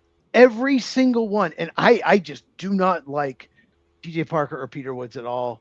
But someone will draft them because of the talent. But no, I actually, for the Chiefs, I like the Francis Milano pick better. So, Matt, I'm going to go back to you for a second. You said the term first. You said, oh, he's got a good motor. All right. Mm-hmm. Does he have a good 4-cylinder motor that just keeps on, I mean, does he have a 350? I mean, a 454? What kind of good motor does he have underneath there? Probably a V6, Okay. something that's in the So middle. good on gas, but gives you some power, right? Yeah, a little bit of towing. Hmm. What do we mean when we say that a guy has a good motor? There was a play for TJ Parker where he ran 30 yards downfield to recover a fumble. That's what he means by good motor. That dude was like, I'm getting that ball. All right. There was some play. I can't remember who they played. I can't think. But he is like, I'm getting that ball, and he did. So that's what he means by motor. Effort. He has effort. That's not the problem. I think the problem is Clemson. Something is wrong with that program. No, I could agree with that. As someone that is in South Carolina that watches both South Carolina and Clemson duke it out. Yeah, no, it's Clemson. Oh, I like this pick, Wayne. It is a solid pick right here. I like this. I love this. So unlike other people in this draft, Wayne tells me who he is, what position he is, where he went to school. I mean, he's just throwing all this stuff out. He was like, okay, so I know it's getting late. I know he's getting tired over here. So let's make sure that he's not going to screw this up. I'll just give him everything. So I appreciate you doing that for me, Wayne. Good job, Wayne. Wayne is picking, let's see, Dolphins here that came by the way of the Broncos. So this is the 30th pick, Miami Dolphins. And according to Wayne, in the 2026 NFL draft, they are going to go cornerback, Indiana, and his name is D'Angelo Pons. Everybody loves this pick, Wayne. Why do you love this pick? He's one of my top 3 favorite players in this draft. I love the way he plays the game. I know he's a little bit small, right? He's 5'9", but Darrelle Revis was 5'10", and I'm not trying to say he's the next Darrelle Revis or anything like that, but he does run the same 40. He does have a better vertical than Darrelle Revis did coming into the draft, right? So, and when you watch him cover people, he just locks people down. When he was targeted in the passing game, opposing quarterbacks had a passer rating of 55 against him. Now, this is the NCAA Division I is where passer ratings are 189 for half the starters in college football, right? And if you targeted D'Angelo Pons, you had a rating of 55. He is a ridiculously good cover corner. And obviously, Miami needs everything. Storm Duck is starting for them at corner. So I think you bring in D'Angelo Pons. I think he's a day one starter. Storm Duck. I've mentioned him on my channel. The Storm Duck reference. He has. I knew he was going to say something as soon as you said the name. I was like, oh, here we go. I talked about Storm Duck. All right. Wayne, I'm going to take you off because you are also making the next pick. This will be an interesting pick because it is your team. So you've got 4 minutes and about 10 seconds to make the pick for the New England Patriots at 31. So let's take you off. You guys all really love this pick. Yeah, Matt, why do you love him? Matt, why do you love D'Angelo Pons? Because he's scrappy. Like whenever he sits there and, one of the things my coaches used to always tell me was like, man, you're really small, but you have heart. And I was like, yeah, that's why I'm over here on the bench, ain't it? But, no. I like this one because he was one of the leaders of that defense that actually helped Indiana get to where they needed to be. So I do like this pick. All right. So, Cheese, you want to take the question up on the board? Well, I will in a second. I want to talk about D'Angelo Ponce first. D'Angelo Ponce is under 5'9", a little bit under 5'9", but he is so fluid. I love his back pedal. He has all the athleticism needed to play corner. He is his great instincts, and he's got so much acceleration. He's so good in zone. When he drops in zone, he can read the quarterback, and then he can accelerate and make a play. And there's so many.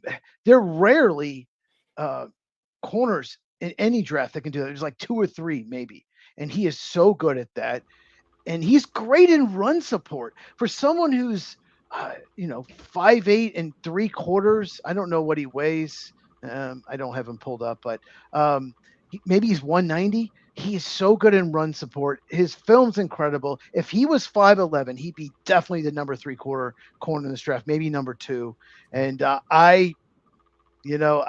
it's funny that he used him here in the first round, but I also have him as a first-round pick. My defensive video I've already recorded will be released tomorrow at Football with Cheese. That's my channel. What was your question again, Mike?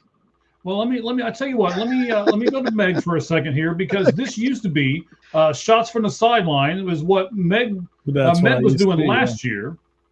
Oh, the trade on Stukes. Okay. Yeah. So Med, is this you doing this, or is this somebody else doing this from that is shots me from the doing sidelines? it? Because I honestly wanted to know what y'all's opinion was, because I remember Cheese told us to look up some gems.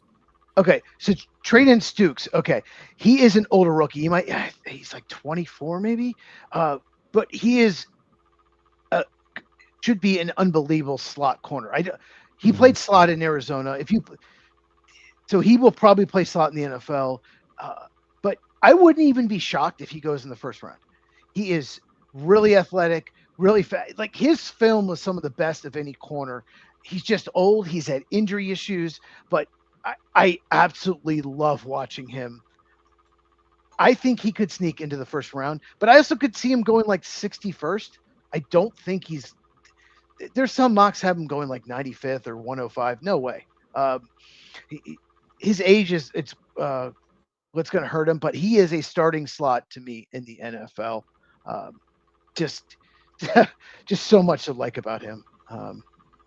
Just his read and react, his reaction, his process speed, his instincts are incredible.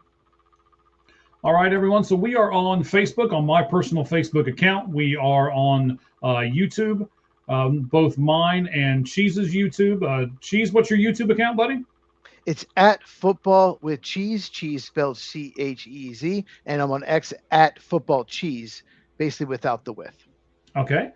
So the YouTube for us is All Gloves Off Sports Media, all the way spelled out. We do have a Twitch account that this is being broadcast on right at the moment. We have both our X's. Cheese already gave you his X. Ours is All Gloves Off SM.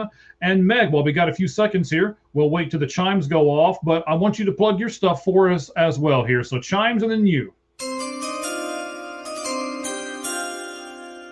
You can find me on Twitter at Nerdcadia Stands and on YouTube at Nerdcadia1. All right, we are going to put Wayne back up here. We are going to take Cheese off because the last pick in this year's draft goes to the Seattle Seahawks, and Cheese will be making that pick.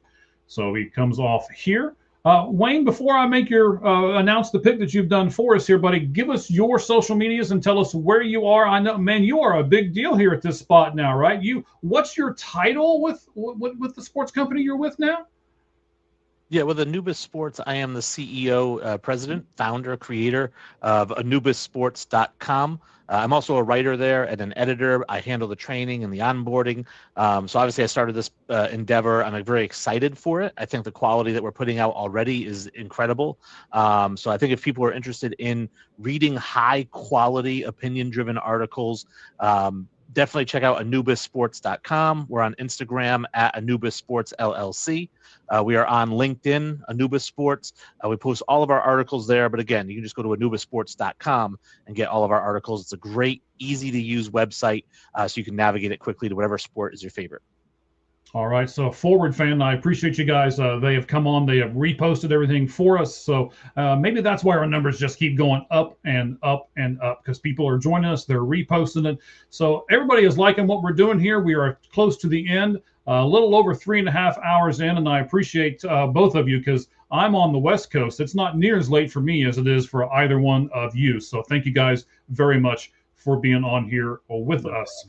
All right, Wayne, I don't think I've let you do it, so I'm going to let you do it now, because it's your team. Tell me, sir, who you have chosen. You are standing at the podium. You, sir, are a very proud fan of the New England Patriots, and you're going to be able to make a pick, sir. So who did you choose for the New England Patriots at number 31? All right, and you can hear me okay? I can't hear you okay. Yes, I was a little worried. I saw you moving stuff, and I was like, well, oh no, I'm putting him on the spot. I'm not going to be able to hear him. But yes, sir, we can hear you just fine. All right, perfect. Yeah, my headset died, so I had to switch over to the camera microphone. That's what happens when you're online for over 3.5 hours, right? Yeah. But yeah, the New England Patriots, pick number 31. We went with Caden Proctor, tackle out of Alabama. In the same way that Sonny Styles was a complete lottery win for the Cowboys, if Caden Proctor is still on the board at 31, this is a huge win for the Patriots. Like I said, I think they're trading out, but they do need help on the offensive line. They do need help at tackle. Right now, their starting tackle is Morgan Moses at right tackle going into the season. Will Campbell's at left tackle. Vrabel said he's not moving from left. He's not going to move him to the right side.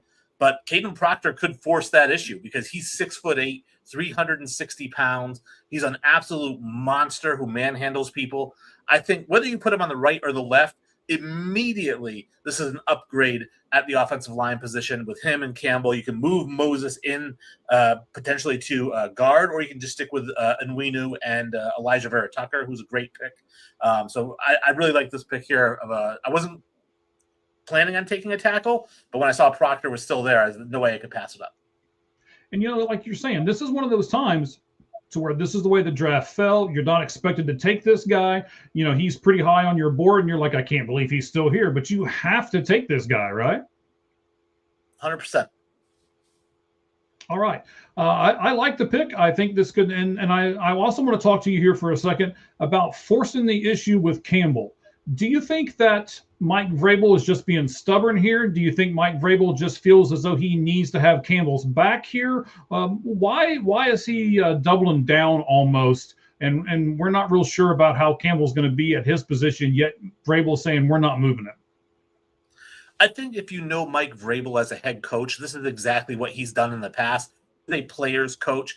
After every single game, he stands out there and high fives people, pats him on the rear end, pats him on the helmet. Every single player gets in the locker room before he goes in. He's the guy who stands up for his guys. His guys know that. So I think Will Campbell got absolutely torched in the Super Bowl. He was playing on a bad knee, they were saying. He had to have that checked out. That may have been an excuse. But I think that Vrabel just kind of came out and said, listen, this is a really good kid. He played like an all-pro, almost all season long. And then we got to the playoffs and he struggled because he was hurt. We have no interest in moving him to a different position. I think that that's fair, but I also think that Mike Vrabel, when he says that, isn't thinking Caden Proctor is going to be available at 31. Okay, so then this could change everything. But again, you've got to make this pick, so I completely understand it. Med, I want you to give me a little bit of a different perspective because I know you're an Alabama guy, and here we go. The Patriots are taking a tackle out of Alabama. Tell us some things about Proctor that we might not know. Well, for his size, he moves really well. One of the things that DeBoer was doing with him, he was actually putting him in for a lot of gadget plays. You wouldn't think that a 6'8", 6'6", guy that was 360 pounds would catch a screen pass, but lo and behold, he did last year. But no, this is the perfect situation, like Wayne kind of said about is. The offensive line got beat up during the Super Bowl, and no one's going to really push this guy around. And besides his power and everything like that, he is a good team guy. So no, this is perfect for him. All right, we're going to put Cheese back up on the board. This is the final pick of the first round of the 2026 NFL Draft. It belongs to the Seattle Seahawks, and Cheese has chosen for them Malachi Lawrence, edge from Central Florida. Cheese, you're taking a guy from Central Florida. How good does this guy have to be in order for you to choose people that are out there still that are from Alabama and Auburn and, I don't know, maybe Clemson or something like that, right? You're taking a guy from Central Florida. Why would anyone take anyone from Auburn or Clemson in this draft? To answer your question, I love Malachi Lawrence. He is so explosive. His first step is incredible. He had such an amazing breakout year. His change of direction, his counter moves, and he's got really good length. He has all the tools to be an elite rusher in the NFL. He still needs some work, no doubt about it, but you cannot coach what he has. And, never going to be a great run defender, probably designated pass rusher only, but at 32, and Seattle Seahawks, they love pass rush depth. They lost Bowie Mafe. So this is kind of a luxury pick for them, but why not? I think Malachi Lawrence might even go higher than this, but I just, when I made my other picks, couldn't find a spot for him. All right. There we go. Okay. I was trying to get us a little larger for all of you guys, so that we can make sure that I know you guys have typed in your handles and everything else there below. So I want to make sure that everybody gets everything. So I'm going to just kind of go around for a moment. I want you to start off by giving me just give me your socials real quick, and then tell me your opinion on Malachi Lawrence here at 32 for Seattle. Wayne, we'll start with you. Yeah, so like I was saying earlier that, Anubis Sports LLC on Instagram and just Anubis Sports, if you search for it on Facebook and LinkedIn, we're on there. Not on Twitter anymore, or quote-unquote X, because we got booted for, I guess, inauthentic behavior or something, and then there's like 27 things that could be, and they wouldn't specify it, and they deny my appeal, so F Twitter. But everywhere else, you can see me, or you can the website, anubissports.com. The Malachi Lawrence pick, initially I thought, wow, where is he on my draft board here that I have next to me? He was 54th, and so I was like, all right, well, there's still other guys on the board. Like in particular, one that stood out to me was where's he here? Zion Young. Like I like Zion Young a lot. So I was like, oh, I was surprised that he kind of went above there. But again, it's the 32nd pick. You just won the Super Bowl. Like you can do whatever you want. You know what I mean? You don't really have a ton of holes. Maybe back because you lost Kenneth Walker, so maybe, there, but again, you're not taking a running back at 32. There's nobody on the board that's worth taking there. Just take whoever you feel like. And if anyone says, hey, I don't like that pick, just hit him in the face with the Lombardi trophy. I like that. I like that. Don't throw it from one ship to another, right? Or one boat to another. Don't be doing that. But you can hit him in the face with it. This was a cheese play. I have him in my top 30, and I just really like him. And they lost Bowie Mafe. I'm like, why not? Let's get Malachi Lawrence in there. All right. So we know that Cheese is going to do he just did you just did offensive players, right, Cheese? And you're going to do defensive players tomorrow. That's correct, right? Correct. And DeAndre Pons is my number 3 corner. Yes. Okay. So Wayne, tell me what the sporting spot is that you have created again, and where did that name come from? That's an unusual name. Tell me where that came from. Yeah, so Anubis Sports, it's crazy because when I first started coming up with my own website, it's like I want to come up with a website where we're going to do that, and I was trying to find, initially I started off with Outside the Pocket Sports, and I was going to have a logo that was, just kind of a silhouette of Michael Vick, right? And it was going to be Outside the Pocket Sports, Outside the Pocket Takes, right? And as you guys know, when you start a website, the first thing you got to look for is the domain name, and Outside the Pocket Sports was going to cost like $5,000. And I was like, I'm just starting this business. So I had to try to find a domain name that was not going to cost me an arm and a leg, but two, that I could come up with a cool logo for. And Anubis is my favorite deity of all time. Mainly because there's nothing cooler than a ripped dude with a jackal head. Like that's just awesome. And so I thought, well, that's going to be my logo. And then AnubisSports.com. That's just kind of grew from there. Okay, that's fantastic. I really like that. I wasn't sure what Anubis was and what it meant, and I wondered if there was other people who were thinking the same thing. So I wanted to give you a few seconds to explain. Med knew what it was. He was up there like, yeah, he knew exactly what it was. So Med, give us your social medias again real quick, sir, and then tell us what you think about this pick, Malachi Lawrence, edge from Central Florida to the Seattle Seahawks. You can find me on Wednesday nights at Fun Football Podcast with my buddy Isaac, who is also a Green Bay Packers fan. And for me, you can find me at Nerdcadia Stands on Twitter and Nerdcadia1 on YouTube. And as far as the Malachi Lawrence thing, I mean, I'm looking at the player comp right now. Boy Mafi is actually his player comp. So they basically just one went out the door, another one comes in. But no, this is a great pickup. I mean, if it's already comping to where he is the player that is leaving out, I mean, that says enough right there, don't it? Plus also 4.5 speed coming off the edge. That's pretty good. Yeah. He had an amazing workout. Yeah. All right. So I want to say, as you know, as we wrapping this thing up here, we're getting close to 4 hours here. So I want to make sure we wrap it up before the 4 hour mark. Right. So I want to work with Med more on All Gloves Off Sports Media and his buddy over at what was it again? The YouTube channel you guys have? Fun Football Podcast. All right. Actually, I talked to him and was like, man, I can't find Med anywhere. Where in the world is this guy? He was the one that actually connected me to the new thing that you're doing and everything else. So I appreciate that and being able to get in contact with you again. Wayne, I'm really looking forward to reading some of these articles on your website. I mean, CEO of the site and everything else, man, I applaud you. Fantastic. You went out on the limb. You said, hey, I'm going to do my own thing. I'm going to design my own stuff. And I love that. So I want to be able to work with you. I want to be able to bring some of your writers on to All Gloves Off Sports Media. We're going to be doing a lot of different things. So we'll be able to work with both of you gentlemen, and I certainly appreciate both of you. And then I guess, there's Cheese down here in the corner. So anyway, you're good. You know how much I love you, buddy. Okay, so we've taken all of the 32 teams, and I want to ask one final question of each of you, and then we're going to bid everybody adieu, and we're going to thank them all for sticking with us for 4 hours almost here. So here's the question. This is the one that I thought was the most interesting one. So what affects your decision more?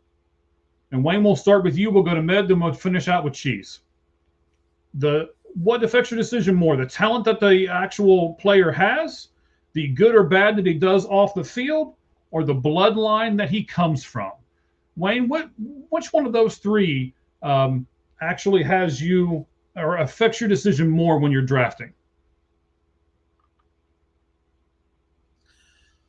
I mean, it's going to be the talent, right? I mean, again, it's kind of a give and take, right? Obviously, if you're talking about off the field stuff, if he's got issues, you have to weigh that because you don't want to end up drafting somebody who you're going to have to suspend in a year or cut in a year, or who ends up like on the Raiders where they had like 4 first-round picks in a row that just didn't pan out because they got arrested or whatnot, right? So, but they're all talented. But I think number one is talent, because that's really what it boils down to in this league. It's a professional league. You have to have a certain level of talent, a certain level of ability to play in this league, because I don't care if you're the nicest guy in the world. Tim Tebow might be the nicest guy in the world when you think about it, right? He's so, never says a bad thing about anybody, never says a bad thing about his teammates, but the guy can't throw a football, right? So, I want him as my quarterback. I want him as my best friend. I just don't want him as my quarterback. So definitely talent's number one. Okay, I understand. So Med, I think I'm going to rephrase the question a little bit. Wayne has me rephrase the question here. So which one is number one? Which one's number two? And which one's number three? The talent, the good or bad on and off the field, or the bloodline which they come? Which one is 1, 2, and 3 for you, Med? Well, the bloodline doesn't really matter because you look at Michael Jordan's kids; they didn't do anything in basketball. So, but as far as talent is the biggest thing, but you want to be able to actually see what they could do on the field. You look at like Lawrence Phillips from way back in the day with the Rams. He was the greatest. He's coming out of Nebraska, was supposed to be the next biggest thing at running back, but he literally got suspended and arrested 3 times in his rookie year, and his career just Cyril got derailed after that. So it's a little bit of everything, but I do agree with Wayne. You gotta go with the talent. There's a difference between Travis Kelce and Noah Gray. There's a difference between Isaiah Likely and just another name out there. I can't think of one right now because it's midnight. So yeah, I get it. But all right, yeah. so come on, Ned. I appreciate James. your opinion. Do what? There you go. Yeah. So Cheese, when we talk about people's character and their character issues or a great character, do we only lean in the great character of people when they don't have as much talent? Is that when that really comes up? Yeah, probably. Yeah. But Wayne said you got to weigh everything. But the most important thing, and I say this over and over again, but some teams don't get it, is the film. Watch them play college football. Watch everything they do in every situation. It's a number one thing. And then when they work out and they're either more or less athletic than you think, or, right where they should be. But if they're more or less athletic than they should be, then go back and watch again. And it's like, do I miss something? Should I move them down on board? Should I move them up my board? Like, that's what you should do. But the number one thing is film, but character is really important. Certain teams, maybe not the Chiefs, but certain teams, it's more important than others. So you have to weigh all of that. And you mentioned bloodline. There are teams that might move up players because who their father is, because their father's a good player. They'll move up those players on their draft board. So bloodline is a factor for some teams. All right, guys. Hey, I want to thank you guys all for being there. Med, Wayne, Cheese, thank you guys very much. Also, thank you to Clint, who was with us earlier. Thank you to Mr. First Down and Cheap Pop Society, who will both be joining us here at All Gloves Off Sports Media. The other guy I want to thank, he's still with us. Hang on. Sure. There we go. He's There like, he what? is. Huh? What? There. The guy behind the scenes. We finally get to see him. Yes, he's been doing all the stuff behind the scenes. We appreciate him helping us out. And, of course, Ricky did a lot of the graphics, and Roger helped out with that as well. So we want to thank you, Roger. We want to thank Med, Wayne, Cheese. Nobody cares about me, so we'll just keep right on moving. But thank you guys very much. Also to our sponsors, Frost Buddy. You can scan the QR code bottom right-hand corner, and then you can type in frostbuddy.com/Red Hot Reds to get to our spot there. And then First place Reds. That's right. Throw that out there with the guy with the Reds cap on tonight, right? Yeah. He's still hanging out with us from Cincinnati as well. So, hey, and then, of course, Forward Fan. Thank you to them for sponsoring us as well. Thank you for all of our viewers. It just keeps climbing. But we got to end sometime, guys, especially poor Wayne. He looks like he's about to pass out over there. So let's make sure we get all that. I can't wait to work with you guys more. Thank you all very much. And as we say at the end of every single broadcast, even though this is a football one, the only thing that's fair in life is a baseball hit between the third and first base lines. We'll play a little outro. And gentlemen, if you guys want to stay, you can for a moment. We'll talk some off air. So I appreciate you guys. Thank you all very much. And let's just play it.